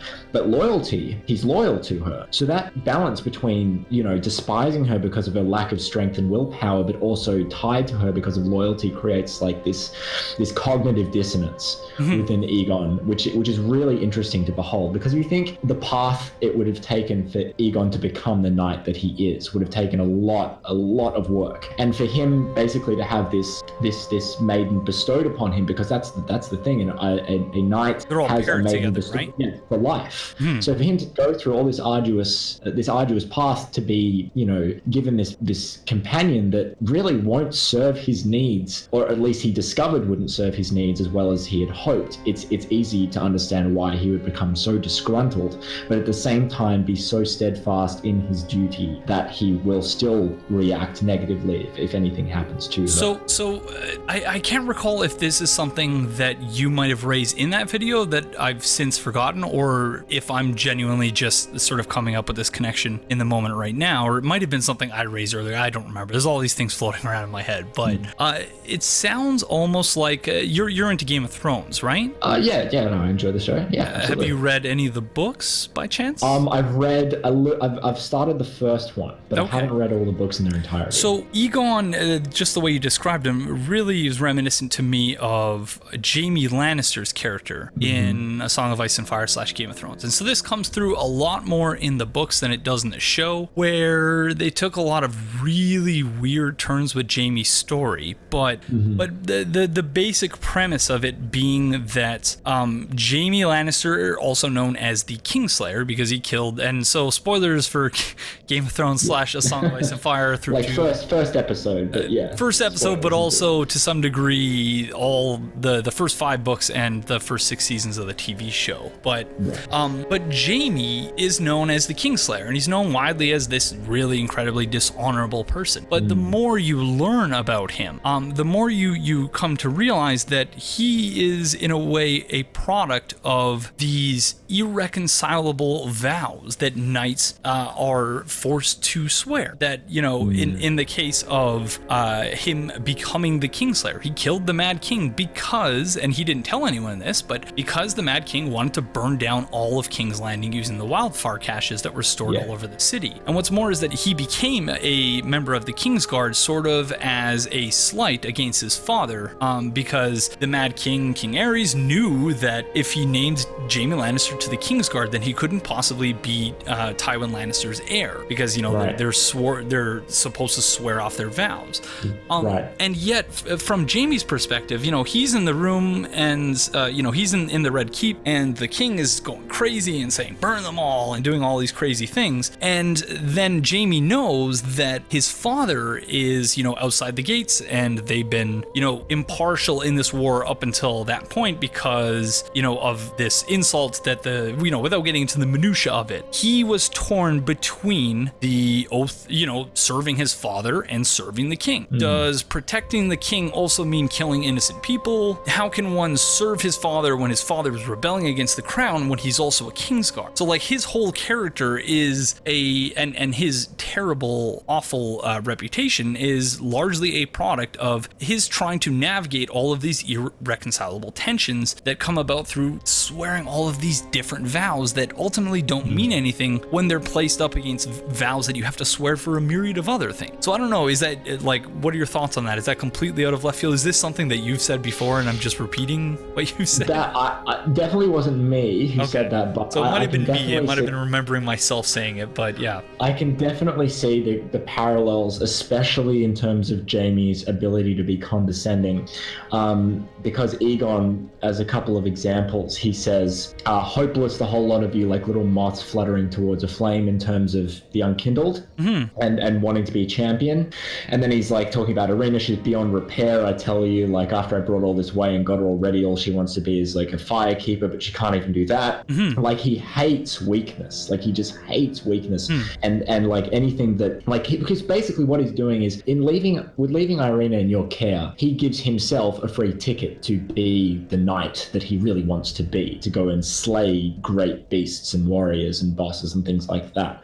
But at the same time, if you kill him, Irina is among his dying words. He says, deluded hollow bastard, Irina. Like that's his last words. So obviously, you're about to die. You're not going to waste your breath. But he also says like this knight of Carim does not forgive betrayal. And the fact that he singles himself out as this knight could imply that this principle may not apply to all Carim knights. As we know, Lautrec is maybe not a quote-unquote knight of Carim. He's certainly from Carim and has training in swordplay and things like that. And definitely, his betrayal is in his nature. But says even a broken woman deserves her dignity. And that's interesting as well because Irina, now this can be debated because when she becomes a firekeeper, she's sitting up. But one of the theories I put forth in the video that Irina could actually be disabled. She could be paralyzed from perhaps the waist down, and unable to stand by herself. And that's an interesting topic because his shield bears the face of his sister, another female that presumably took care of him, because I believe it says that his sister was older than he was. So presumably if his sister was kind of his guardian for a while, he is now guardian to someone who cannot protect themselves. Yeah, it's mutual. There's a mutuality there. So just again, another one of those themes that we discuss a lot, in particular in the previous episode, in the context of pyromancy and master-student relationships and stuff like that. That these things are never just one way. That both sides always get something out of it. But this also hints on another theme. Just the broader theme that is another, perhaps maybe not carryover. I don't know the right word to describe it, but of people, not having full use of their legs anymore, because that was obviously very, very prevalent throughout Bloodborne. And in Dark Souls 3, we see with Ludleth doesn't have legs. We see Irina, she's, with the exception of when she becomes a firekeeper, she's just sort of, slouched over there. With Prince Lothric, he can't, he can move by himself, but, he prefers to sort of like hang off of his brother. That's interesting. I hadn't thought about that. So, I don't know whether that means anything with the Outrider Knights. They all sort of, they don't have trouble with mobility, but they are down on all fours like dogs, sort of. Yeah, they devolve, and like I think it's actually said that their armor, exactly, like their armor has actually been kind of forged to their skin, almost. So it's quite debilitating in a way. Like it's protective, but at the same time, it's something that they'll never be able to take off, and will continue just to kind of fill them with agony, because they are exiled. It's a punishment. It's a punishment. Those who probably couldn't be loyal enough to Sullivan, so they're sent on these kind of wayward missions that they aren't expected to survive. I don't know. It's definitely interesting. I hadn't thought about the concept of like disabled characters and what that kind of means as maybe a metaphor for the game at large. But I wouldn't use the term disabled just because that is very specific modern connotation. Right. So maybe not disabled, but just problems with mobility is probably like loss of certain faculties, whether that has to do with even blindness. I believe if you look at Irina's eyes, actually they're extremely pale, and I don't know if that's indicative of maybe she's blind. She does seem to say when you first meet her, she wants to feel your touch, and if you touch her while wearing Morn's gauntlets, Aegon's gauntlets, she says like, "Oh, it's you. Don't forget your promise to me to kill me if I fail in my mission." So that's another whole kind of interesting thing. So maybe she is blind and maybe has loss of use of her legs. Well, she certainly, it's almost, I think maybe not a foregone conclusion, but it's made pretty explicit that if she's not blind, then she really can't see well enough to be able, because you have to bring her braille tomes, right? Well, it's interesting as well. Well, that's right. You have to bring her braille tomes, of course. The one thing that's interesting about that is that all firekeepers must be blind. That's a kind of a decree of being a firekeeper. You must be blind. And it's also said that the blind are revered in... Yes. Was it Carim? Yes. I think it's actually to do with the Way of White and Miracle. Yeah, we read the item description in the previous episode, but that was like a month ago that I recorded that. Yeah. So with Irina, like she kind of insinuates that she wasn't born to be a firekeeper. Mm-hmm. So maybe this blindness was self-imposed. Maybe she blinded herself to kind of fit within this rubric of becoming a firekeeper. But also she does display... That would be even more tragic than her storyline already is. Exactly right. Man. But on another note with Irina, she does have traits that are specific to firekeepers, and I believe what it is when she talks about the little creatures, how they nip and bite. Yep. And I believe if we look at the firekeeper's soul description, it from talks Dark Souls about, 1, right? From Dark Souls 1, it talks about like insects. It says that the bonfire is a draw for infinite humanity, and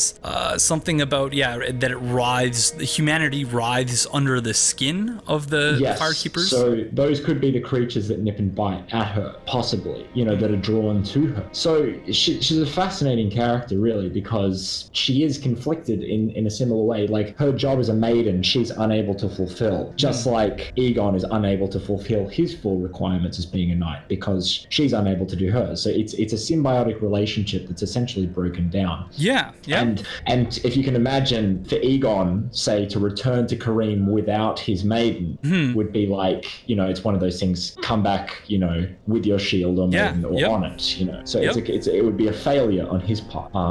And he seems probably why he's so annoyed. So it's almost like he takes very seriously his knightly vows, but he also resents them. And so by extension, he, it follows that he also resents Irina and her inability to achieve what she set out to achieve and become a firekeeper, because he's beholden to that mission the same way that she is, because he takes his vows so seriously. Yeah, exactly. But so just returning briefly to the thing you said about this knight takes betrayal very seriously, that maybe that could be sort of an allusion to the thing I was talking about with the parallel to Game of Thrones: A Song of Ice and Fire, that like he sort of resents the institution of knighthood but still takes it seriously, like this knight, or that he thinks that he's one of the only people who still takes it seriously enough that he resents the fact that knights elsewhere have sort of become degenerates or something like that, or they have no honor anymore. I'd be interested in knowing if that relationship between a knight and a maiden ever exists kind of historically in any cultural kind of frameworks, in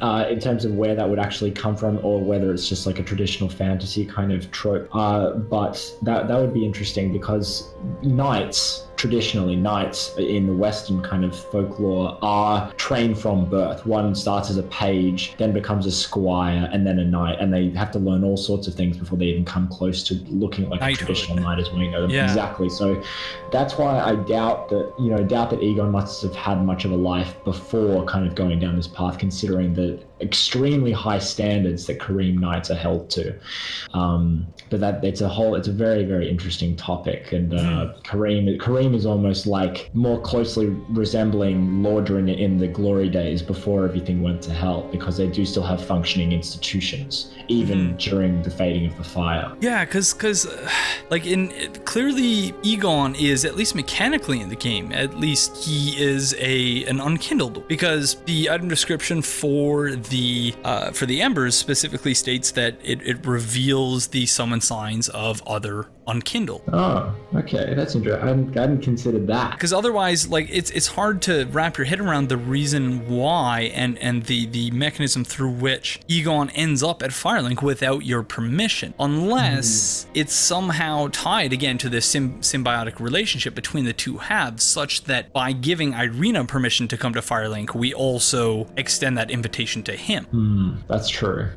Because that's something, and I've said this, I think, in each of the last 4 episodes, that I before this series is done, I want to have a full inventory, so to speak, or a topography of Firelink, in that who comes, who goes, and when, and under what conditions is each person granted access. Because it's really weird to me that there are certain people, all the people like Orbeck, for example, he wouldn't be willing to come unless we agreed to teach him, or to bring him scrolls in exchange for whatever. But B, with all of these characters, they become our servants and then they warp. but they don't warp before then because they can't. At least that's sort of how I look at it. But yeah, but that's sort of getting off track. Yeah. So I mean, most of the characters we encounter that come back to Firelink are not native to Lothric. Right? They come from other places. They come from Vinheim. They come from the Undead settlement. They come from, all over. They come from the Great Swamp.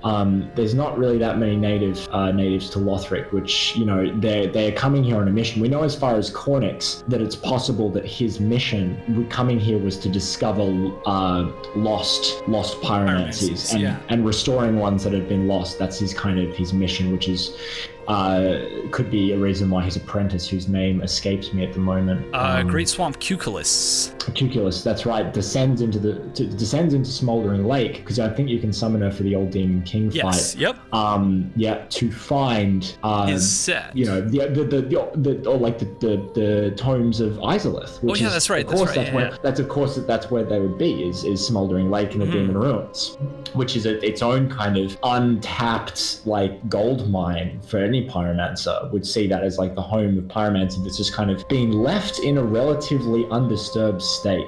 Yes, it's inhabited by beings and black knights and things like that. But the grooves and everything. But at the same time, it's a demon mausoleum. It's the last testament of their culture, which is seen in the statues. Kind of the bodies of these demons that are long gone, but have kind of been shaped in a way to be, because I did a lot of talking about demons in Dark Souls 3 early on after my Lothric video months and months ago, which I still stand by a lot of those things that I said, is that they were a sentient race. They were a hated and kind of misunderstood race, but they did have culture and they did have a sentiency of their own to extend their own longevity through example.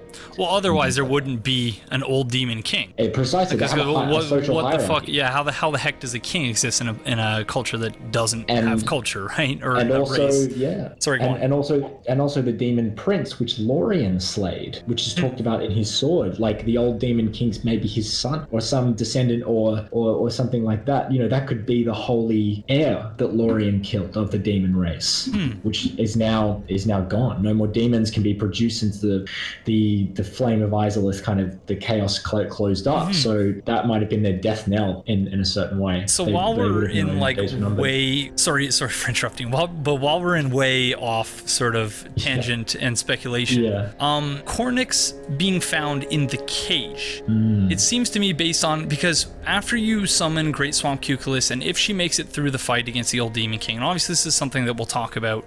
We were saying, I think it was off camera, that the next time we'd have you on would be the Catacombs of Carthus, because you have a lot to say about that. I'd love to do Carthus. I'd love to have you back, because not everyone seems as keen on exploring Carthus as I am. But so in thinking about all this, and that after you summon Cuculus to destroy the old Demon King, and then if you go back to the cage where you found Cornyx, her body is there. Yeah, and Cornyx is gone. It seems to me that it's most likely that she is the one, for some reason or another, who locked him in that cage. Is that? Oh, really? Well, because when you think about it, that maybe, because, when you meet him, he's obviously he's looking for a pupil. He doesn't have a pupil anymore. And that maybe in her own way, and again, it's something we'll talk about when we get to the Smoldering Lake, as well as the Catacombs Carthus, but, maybe she locked him up there for his own good, thinking that he wouldn't be strong enough, that she had, surpassed him. And that he wouldn't be strong enough to follow her to the Smoldering Lake, or, ASoIaF or whatever. And then after she defeated the old Demon King with the help of the player character, she goes back to unlock him and say, hey, look what I found. And then he wasn't there. And so she went hollow. I don't know. That seems about sorry, go on. Yeah, no, that's definitely, I think, a very plausible scenario. I think when I was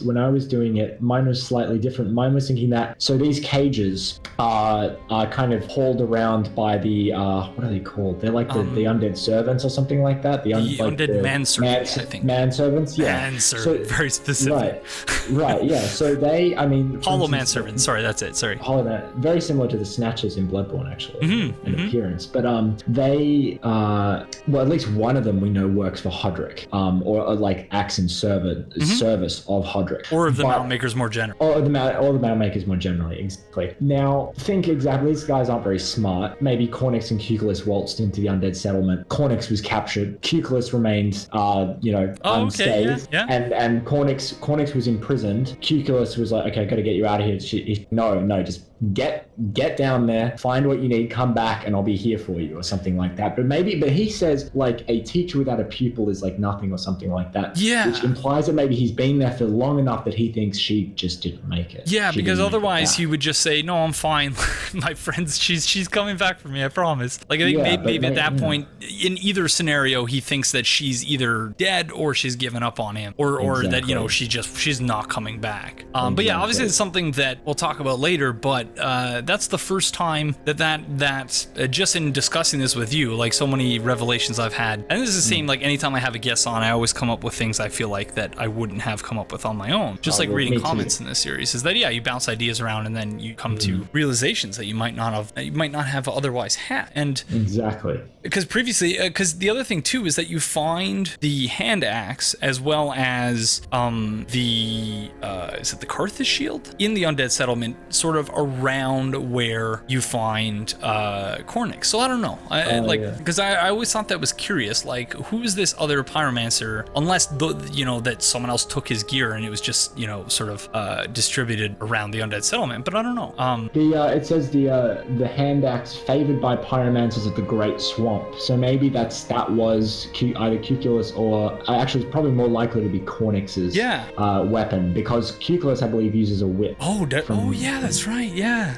She uses doesn't actually it just says with a whip, but I'm not sure which whip. That'll be a viewer question. And so something from the previous episode that we discussed, but I know you've been busy, so you didn't get a chance to watch the previous episode, but was the thing that led me to go into this whole tangent about teachers and students and the mutuality between those two things is that in the Upper Swamp, so in the first half of the Crucifixion Woods, where you get the Pyromancy Tome, I think it's the Great Swamp Pyromancy Tome, as well as the Conjurator set. There are two corpses there. So one being the student, one being the master, presumably. But yes. I couldn't, I was so confused by the fact that the set is very clearly Laurentius's set from Dark Souls 1. That's right. In Dark Souls 1, it's just called the Pyromancer set, and it was the starting Pyromancer set. So it was weird to me that was a thing. Like, why is it being called a Conjurator set as opposed to a Pyromancer set? Like, why is that different? So I was wondering if you had any thoughts on that. Yeah. I mean, I think it's, I don't know if it's a retcon or anything. I'm just bringing up the actual Pyromancer set description from Dark Souls 1. Okay, what does it say? Okay, so it says worn by the Pyromancer of the Great Swamp, but the Conjurator set description is very different. It says Conjurators were the predecessors to Pyromancers and spent their lives roaming the lands. That's very different from my perspective and my understanding of that. Well, so Conjurator is basically like someone who conjures things. Yeah, it would have been before Pyromancy. Well, actually, I should state that Pyromancy was Izalith. Yeah. Well, Pyromancy came from Izalith. That was actually, now I think I understand now, because Pyromancy started in Izalith as like an art. Before then, I think it's like this. I think it's called Fire Whip or something. It's kind of looked upon as kind of a very kind of base, kind of very simple spell. I'm just seeing if I can find it. Fire Whip was Xanthos King Jeremiah's spell, I think. Yeah, okay, so this one, the caster manipulates the flames at will, making this an extremely difficult spell to use. But I know there is another one that I can't think of the top of my head, which is it's kind of seen as the more simple version of that one. Maybe kind of implying that prior to the rise of, I think it is combustion actually, I think you're right. Combustion, Dark Souls. So the description for combustion reads, elemental elementary pyromancy, create powerful flame in hand, one of the most basic pyromancies. For this very reason, the flame thus created is fierce. Yeah, so it's untamed. It's seen as simple. It's not kind of well fleshed out. But once the chaos flame began, the witches of Izalith were able to kind of understand and use that flame to a higher degree of complexity.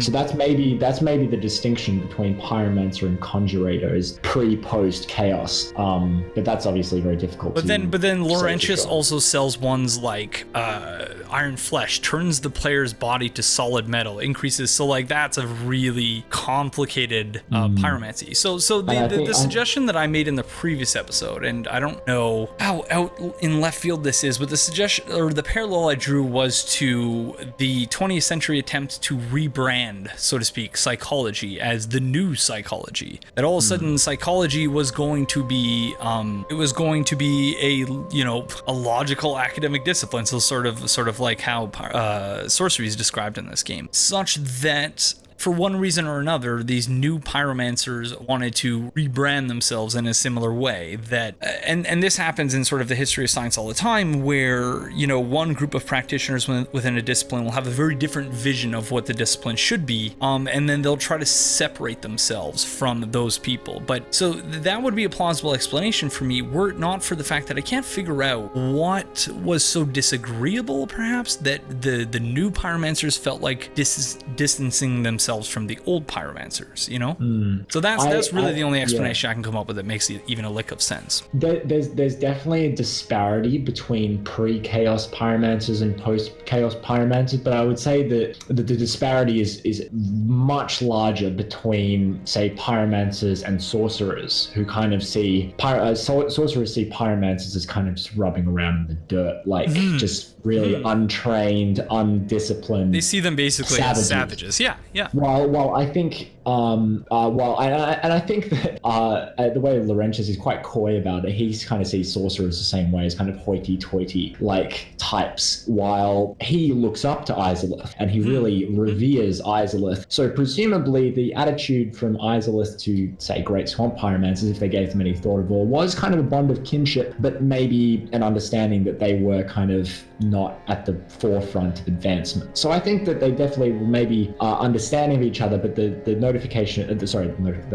relationship between sorcerers and pyromancers is much more malevolent in nature, in terms of disparaging. Adversarial, at least. Adversarial is the right word, yeah. Maybe from the perspective of, because I feel like the pyromancers are just kind of like, yeah, whatever, the Vinheim people do what they do. But beyond that, they don't, like, at least from the perspective of Laurentius, he says, well, I never really got along with people anyway, so it doesn't matter that people think my magic is unsavory. Because he doesn't even really, he calls it magic as opposed to pyromancy. So, because pyromancy is supposed to be primordial sorcery, isn't it? Or it's meant to be one with the earth, basically. It's I think I'm trying to remember a commenter I had on the Great Swamp video that I made, kind of talked about a relationship with, I think, a type of Shintoism, but I can't be 100% sure.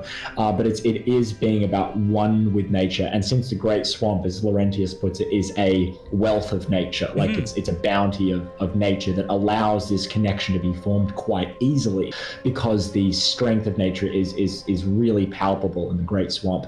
While sorcerers, they derive their strength, and to a degree, miracle casters as well, is based on their scholarly pursuits, but also, I would say, sorcerers are infinitely more corruptible than pyromancers. Not only more corruptible, but I think, at least, and this is partially the message I was trying to get across in the introduction to this episode, that Logan goes on and on about how he doesn't actually, I believe he says he doesn't harbor any antipathy towards that wonderful scaleless beast. Like, he's really romanticizing Seath the Scaleless. Yeah. When, we look in the archives, we see some of the really fucking horrific things that Seath has done. And yet, Logan's justification for that is, well, all progress demands great sacrifice. Yeah. And so like the healing church mentality. Precisely, yeah, precisely. But even I think it's even more problematic in the sense that like the healing church was just, you know, it was not just, but it was the preeminent power in the land, the political power in the land. Whereas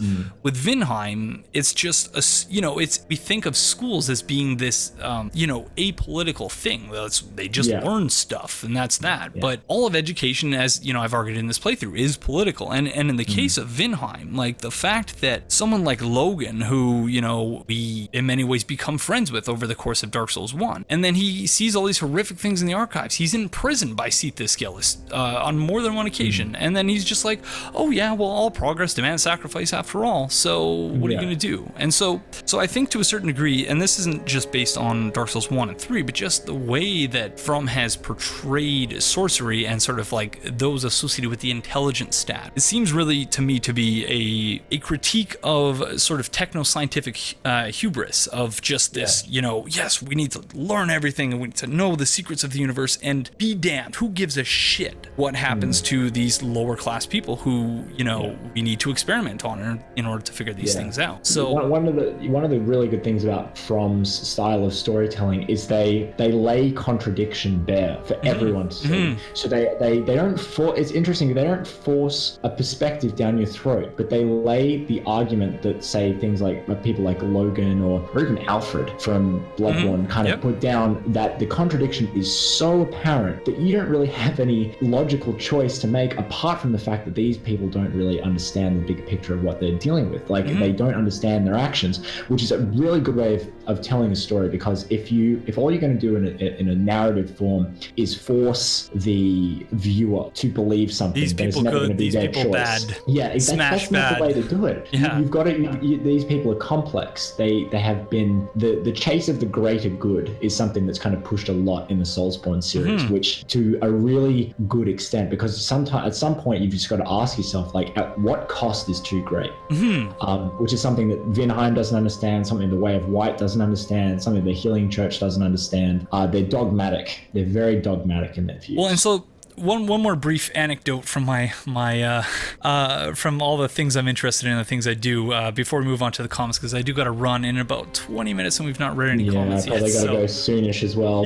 Okay, so I'll make this quick, and that is, just to your point about, you know, the whole notion of the greater good. And this is something that I was very, very adamant about this semester while teaching. When the students were submitting assignments, I was very clear in the week before for both assignments they've submitted so far that it's not enough. You cannot say that something X, Y, or Z is good or bad for the economy or for society, because the benefits and downsides of something, of anything, they're never distributed evenly. So to say that X, Y, or Z is good for the economy, what does that even mean? Because and that, you know, as a result of that, something is good for society, because and so anytime a student writes the economy or society on a paper, I circle it and I write, what does this mean? Either that or I put buzzword, and that it doesn't actually mean anything unless you actually expand upon that, or you use that as a way of drawing attention to the extent to which, because, you know, whenever we're talking about something like economic growth, it's good because it'll create jobs and economic growth. But where is that growth going? And more often than not, it's going to the upper echelons of the society,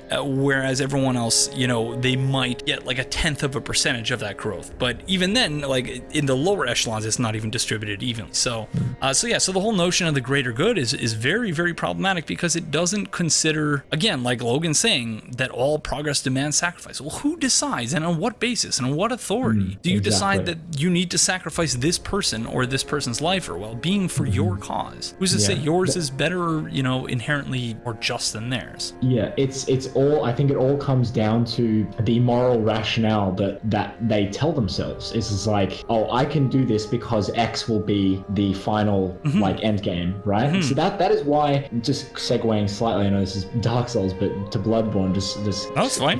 Quickly, is that they had the ultimate moral justification. They said, okay, we can heal anyone with this for a period of time in which there will be no side effects. Why wouldn't they do that? And secondly, if we had the opportunity, like speaking like first person from like, I don't know, like Mikolash, for instance, if we have the ability to ascend past ourselves, past this base understanding of the universe, what point is understanding the cost of that? The benefits will be so great that no one in the future will ever consider whether it was the right thing to do because things are so good now. So it's disturbing because the moral justification basically is a justification for them to act as violent as they want, and they'll have a clean conscience about it because in their mind there's no question whether or not they should do something. I made a whole video about this called The Morality of the Healing Church, kind of putting questions to the community and hearing their responses. And I really like that video. Yeah, because like you look at Alfred, for instance, and his excuse, kind of, because he's an executioner, and executioners are zealots. They're brainwashed jarheads of the Healing Church for the most part, essentially. Well, coneheads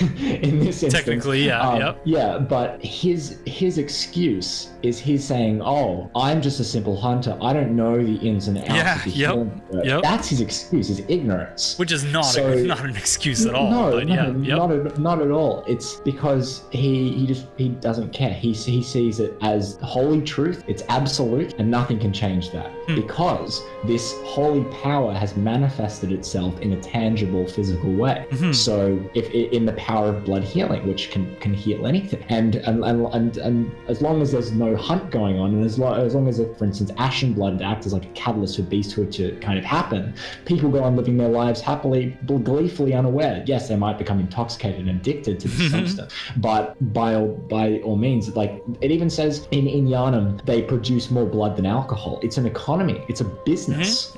So no one cares if a couple, half transformed beast people are killed in the alleyways of Yharnam by a couple of church hunters. It makes no difference to them because the benefits are so large compared to the marginal kind of downside of what they're doing until it's too late. The evidence of those deaths are basically part of the scenery because they find coffins everywhere and no one cares, right? Or at least at the point when we arrive. But exactly, like even children, they're turning children into celestial emissaries. Like, what the fuck are you doing? Like they don't stop to think about this. Like my in the Mensis ritual and things like that too. Yeah. Like quick plug. My next video is going to be like an analysis of Lawrence as like a character study, right?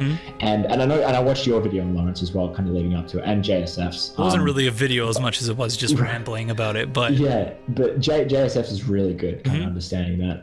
And I kind of started the video by saying is it's like, from our perspective, Bloodborne is our story, it's our narrative. But if you look at the scenery and what you do, it's Lawrence's story. It really is, yeah. It's his story because all that you see goes back to his original decision to found the Healing Church. It's his apocalypse, and it's all laid at his feet. It's the central conflict, what we see when we touch the skull. That's the central conflict of the entire game. That is the linchpin of the entire kind of timeline of what happens from that point onward. Is the decision to disobey his elder, the person that knows more than him, that eventually caved in a way, the master, to kind of the master Willem to go his own way, and with awful tragic consequence. But there's evidence that Yharnam was already suffering from a plague of some sort before blood healing was brought to it, so they were incentivized to try this as a last desperate means of helping themselves. That's the same thing that happened to Loran. Loran was ailing before it accepted blood healing. Yharnam could have been ailing before it accepted blood healing. So it's a moral dilemma, but we can't possibly have been there at the ground zero to understand what we could have done. We can, obviously retrospect is 2020, but the acts. Anyway, I'm blathering now. Well, it's and for anyone, because I've had several people who like still comment on my Bloodborne videos and say, oh, well, it's too bad that you're it's not that I'm done with Bloodborne, it's just I only have the time to make one series, and so I've already done a series on Bloodborne, and now it's time to do a series on Dark Souls 3. But if you're one of those people who miss new Bloodborne content and have complained in the comments that you wish I was still doing Bloodborne, that Mitch is very much into Bloodborne right now, more than he is Dark Souls 3. I think that's that's fair to say, right? Yeah, that's probably fair. because when Dark Souls 3 came out, that's when your channel started, right? Yeah, exactly. And I did a lot of videos on Dark Souls 3, and then Bloodborne just fascinated me. So I had to start doing that too. So again, if Bloodborne lore interests you at all, and if you're here, I suspect that it does, then you should check out Mitch's channel. A link to which will be in the description below. I'm gonna have to bounce, but I just want to close off on one thing. Sure. Just on the Lawrence thing. This is something I go into a little bit, but it's when I was looking at the etymology of the name Lawrence, there wasn't a whole lot to kind of go off, but there is one kind of famous person in history who shares that name from a religious point of view, and that's Saint Lawrence of Rome, who just like Lawrence in Bloodborne was made the first vicar of the church. Saint Lawrence of Rome was made the first archdeacon of Rome by the Pope during that period of time. And one day, you know, as anyone versed in kind of Roman history knows, Christians and other sects related to Christianity were a persecuted demographic. And one day the prefect of Rome decided, we want you to give us all the money that the church has amassed, all the money. So what Lawrence did in the space of 3 days, and think about this in the context of Bloodborne, was that he distributed the wealth of the church for free to all the citizens of Rome, all the poor, all the sickly, all the broken and the crippled. And then on the third day, he came back to the prefect and said, pointed to the people that he had given the money to, was like, these are the treasures of the church. And coincidentally, he was martyred. And the way that he was martyred is very interesting when you look at Lawrence and how he appears in the DLC, is that Lawrence, in real life, St. Lawrence, was roasted on a gridiron. Oh, wow. So, of course, when you see that in Bloodborne, it does kind of click, because that's where that quote comes from. You might have heard it's like a martyr was being roasted on a gridiron, and callously he said, I'm done on this side, you can flip me over now.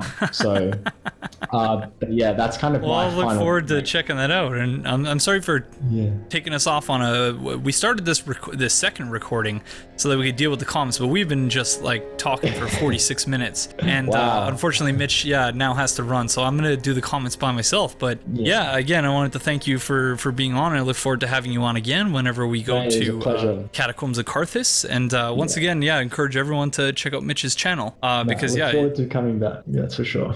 It's been great. Well, thank you. The pleasure's been mine. So take care, and I guess say goodbye to everyone. Goodbye everyone. Thanks for watching, and be sure to subscribe to Aegon and myself if you haven't already. Lots of good stuff. Well, if they're watching this, I would hope that they're subscribed. I would hope that if they've gotten this far. But all right, thanks, man.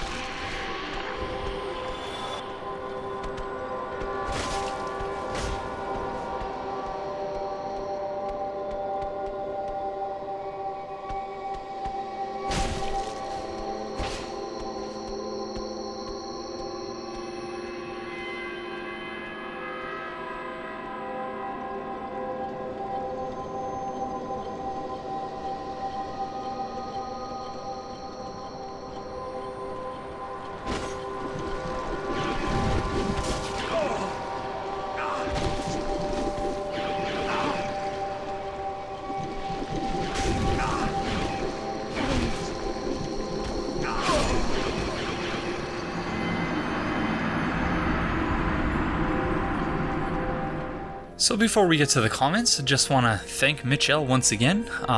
We were originally planning on doing the comments together, but when we go back to Firelink, I wanted to touch on some of the things that we had been sort of putting off throughout the episode, because you won't be seeing it in the final cut, but when we do post commentary, when I have a guest and we do post commentary, what I do is I render a video that is sort of a pre-commentary video, which includes visual cues for things that we're supposed to do, and includes in the bottom right corner the amount of time left we have to sort of just have a free discussion. And often there are things in the middle of those discussions, like we have to read an item description or listen to NPC dialogue. So it can be hard to have a nice flowing conversation when you have all these sort of action events that happen in the midst of everything. It would be easier if we could somehow do live, if I could be playing live while we're talking, but there are a number of challenges there too. You may also notice that up until now in the episode, the audio, the commentary track sounded a fair bit different. And in some places, I know there was no sound clipping, like the audio never clipped at any point, but there are some spots where it sounds, at least having edited the footage just last night, because I'm speaking the next day. It is now Sunday the 18th of December. And that's because I was recording the audio for the previous episode through OBS, Open Broadcaster Software, which is something I've never done. Like, I've used OBS before, but for these episodes, whenever I have guests on, I sort of, up until this point, I've always put the onus on them to record their own audio track. And then I would take my audio track and theirs and put them all together. So that's like the ideal way of doing it if you have a guest on, because that way you don't lose any audio and you have the ability to mute one audio commentary track so that another one can breathe. But in this case, but the major downside to that is that it takes so much longer. It takes a really, really long time. And I do intend to have more guests on for this season of Let's Talk Lore than I did in the previous one. So that's sort of a necessary evil, and having done it using OBS this time, I will be able to improve upon the settings I used the next time I have a guest on. So again, I hope that the audio quality wasn't terrible. I know in some spots it could have been better, but I think in the overall, the decision to use OBS worked out quite well, and it's nice not having to hound my guests, not only for their time, but also to try and get them to record their audio in the way that I would like it recorded and stuff like that. So yeah, thanks again to Mitchell.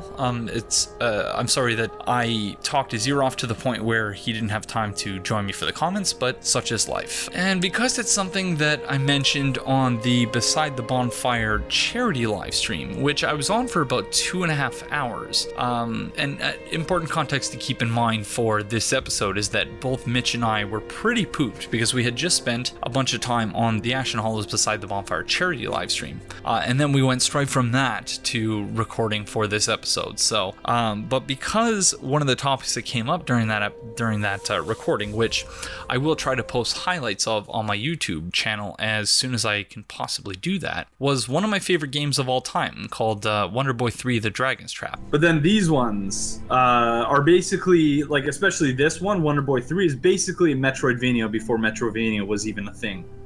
And yeah, easily, like, I go back and I play this like once every 6 months or so, and yeah, it's amazing. And I've talked about it in so many different videos on my channel and in so many different contexts as well. So I figured I might as well, in order to do something different, show you some footage from, I think this is, you'll either be looking at the prologue or the final dungeon of the game, or both. Because yeah, last night after doing some editing, or in the midst of doing some editing, I decided that I would play a little bit and capture some gameplay footage, because it is just such a fun game. And it really, part of it is nostalgia, sure, but I think objectively speaking, this game holds up incredibly well. And yeah, you'll see in the final dungeon that throughout the entire game, you gain access to all these different transformations, but you need to use all of them in the final dungeon in order to get to the final boss. So yeah, so if you find this incredibly offensive, let me know. I probably won't do this every week. I'll probably just go back to using, footage from Dark Souls 1, 2, or 3. But yeah, I thought just to try something different, that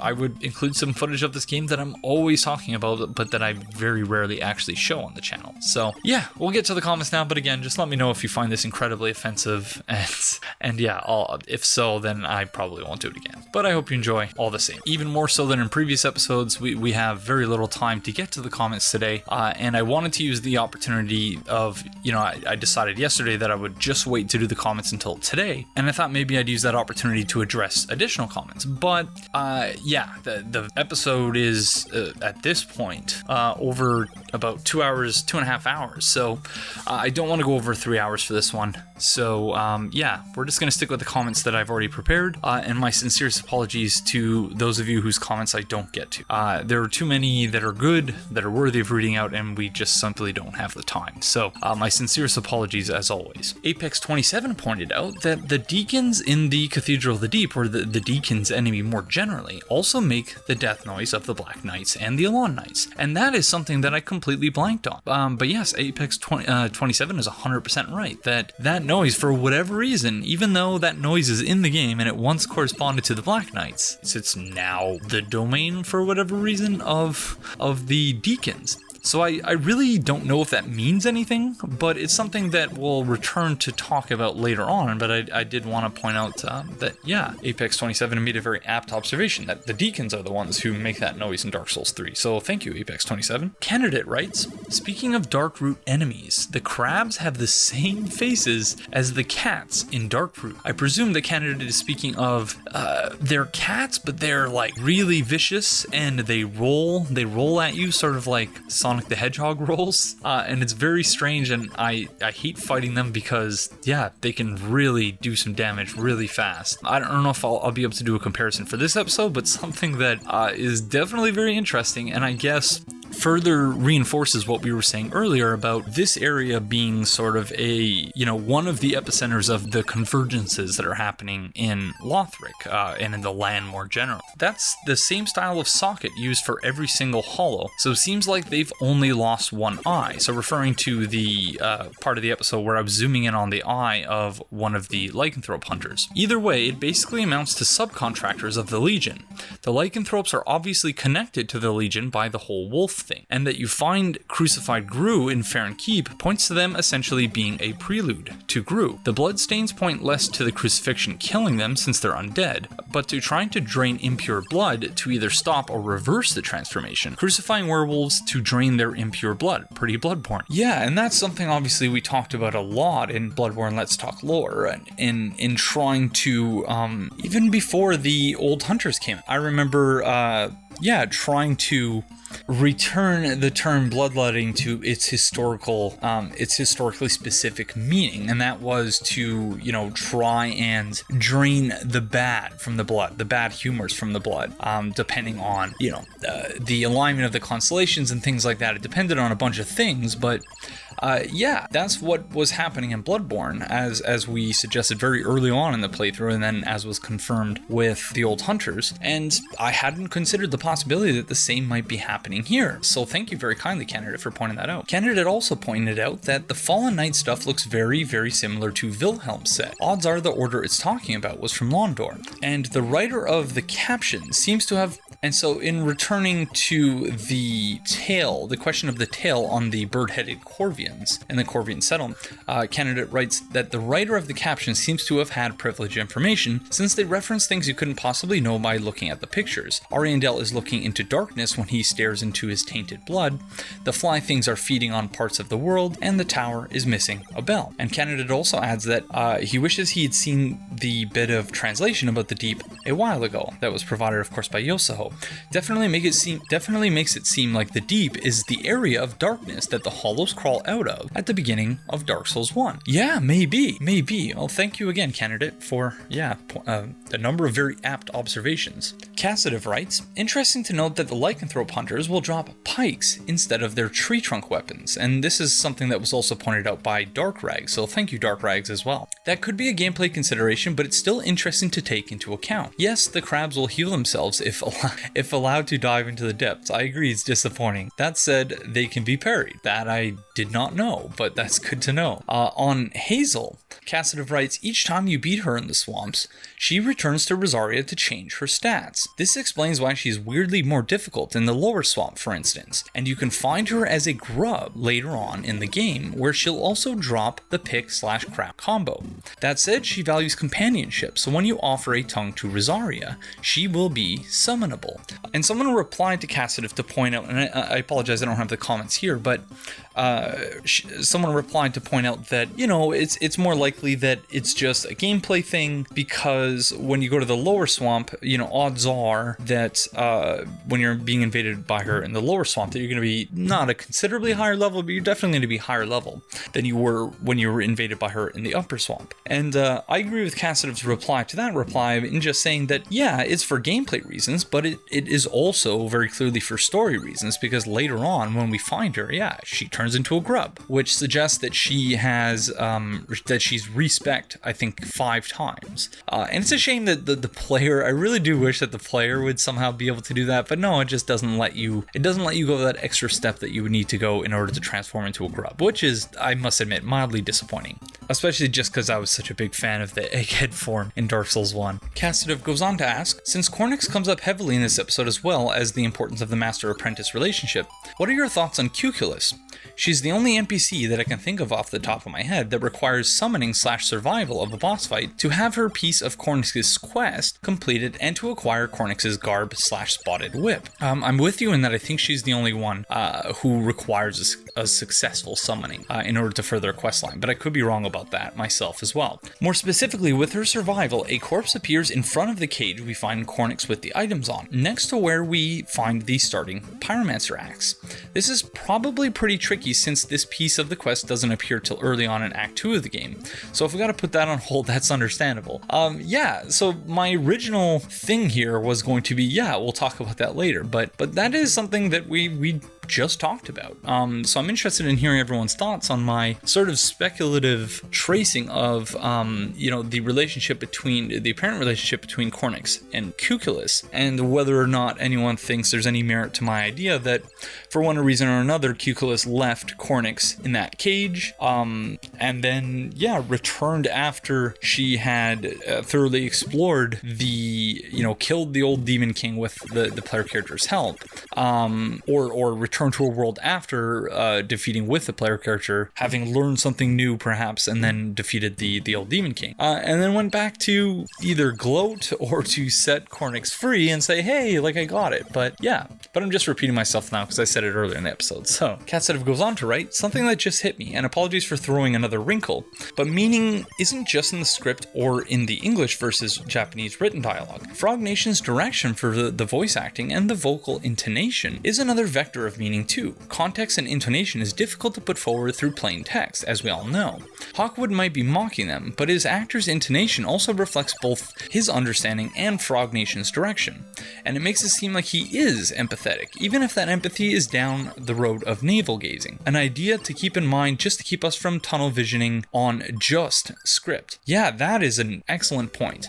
Certainly it wasn't my intention to make it seem as though it was all in one direction, that, everything flows from the script, from the original Japanese text, because there are a number of occasions where, and I can't think of any examples off the top of my head, but where the voice actors don't actually read the text that's on the screen. And the cause of that might be something completely different than what Cassidy is suggesting here. But it is worth keeping in mind that, every now and then, if you're reading the subtitles, there will be a grammatical error or something like that, but the voice actor speaks a grammatically correct line, suggesting that, that Frog Nation, it's not all in one direction, that Frog Nation themselves sort of plays an active role in the process of generating meaning in the story. I think that is an excellent point, and one that I will certainly try to keep in mind going forward. Yosaho writes, about translation, this is a rant. While I absolutely agree that cultural difference can be a gap, especially speaking dialogue, because the way to show some expression is very different, as a freelance translator translator myself, I'm very confident to say that what we're dealing with here is time constraints more than cultural differences. Basically, they don't have much time, so they hired a freelancer regardless of experience to do the job. It is on par with the Alien equals Batman and Robin guys in the context of our discussion of Arrival in the previous episode.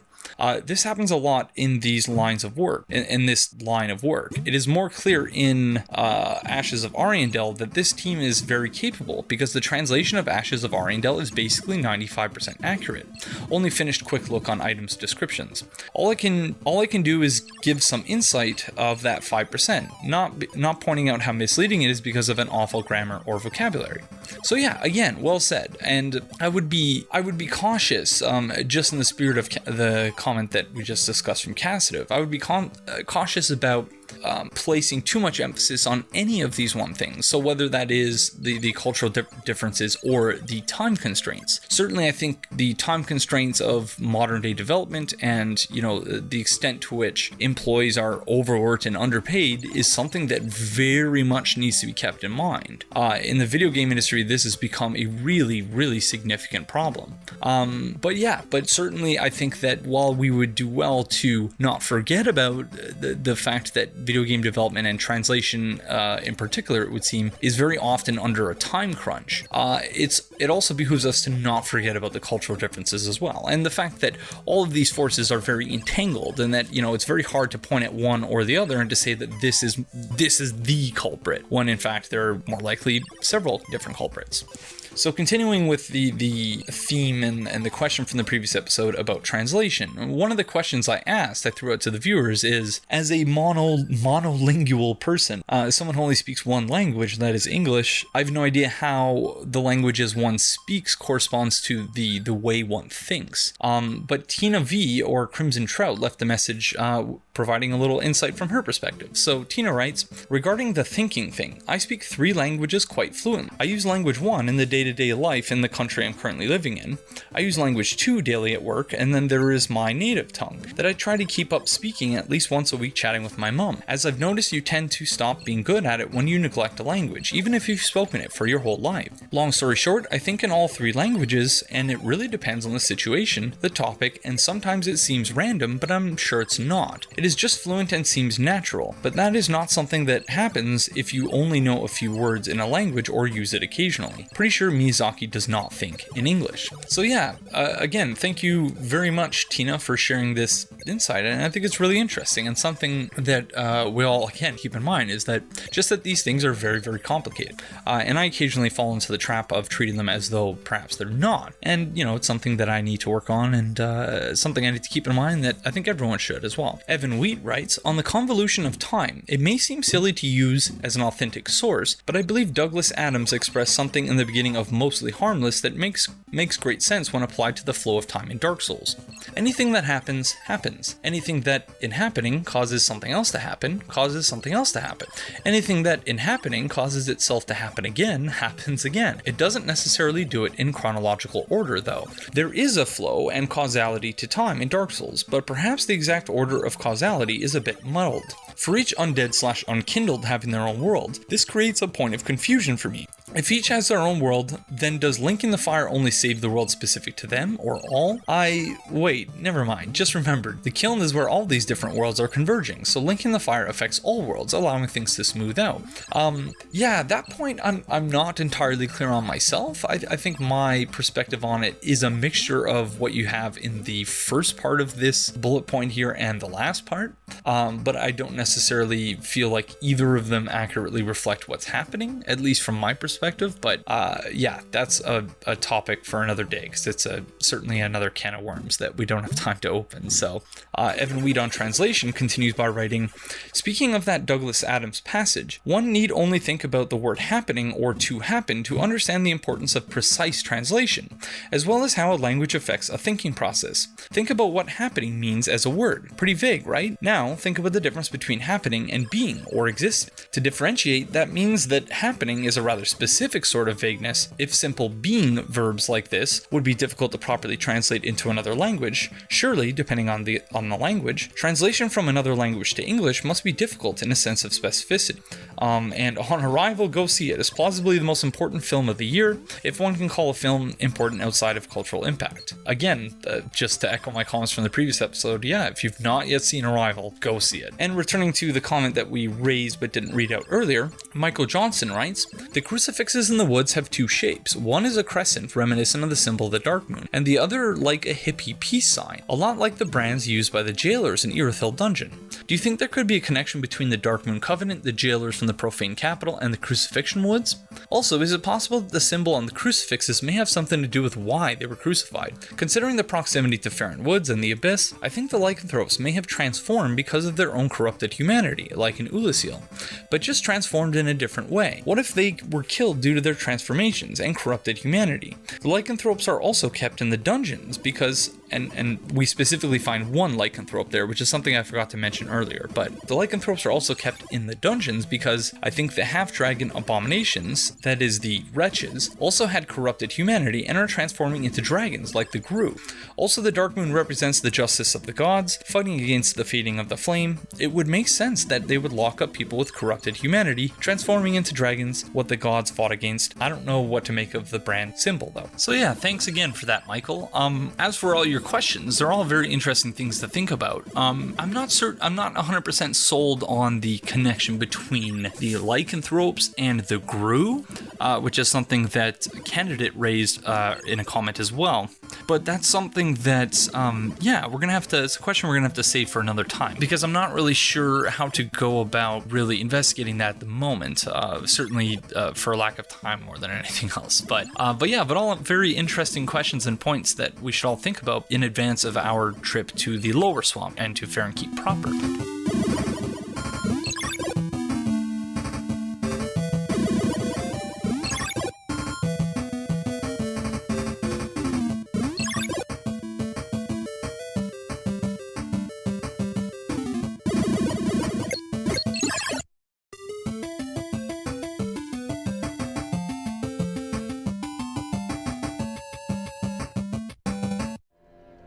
But yeah, that's going to do it for this episode. So special thanks again to Mitch L for joining us. It was a pleasure having him on, and certainly was worth the wait, and I hope that you all agree, because I've been trying to have him on for a very long time. Upcoming guests may or may not include Cassidov, JSF, and Redgrave, so I hope you all are looking forward to those guest appearances as much as I am looking forward to having them on the show. But thank you all very, very much for joining me. I hope you're all having a happy and healthy and wonderful holiday season, and I will see you in the next one. Bye-bye.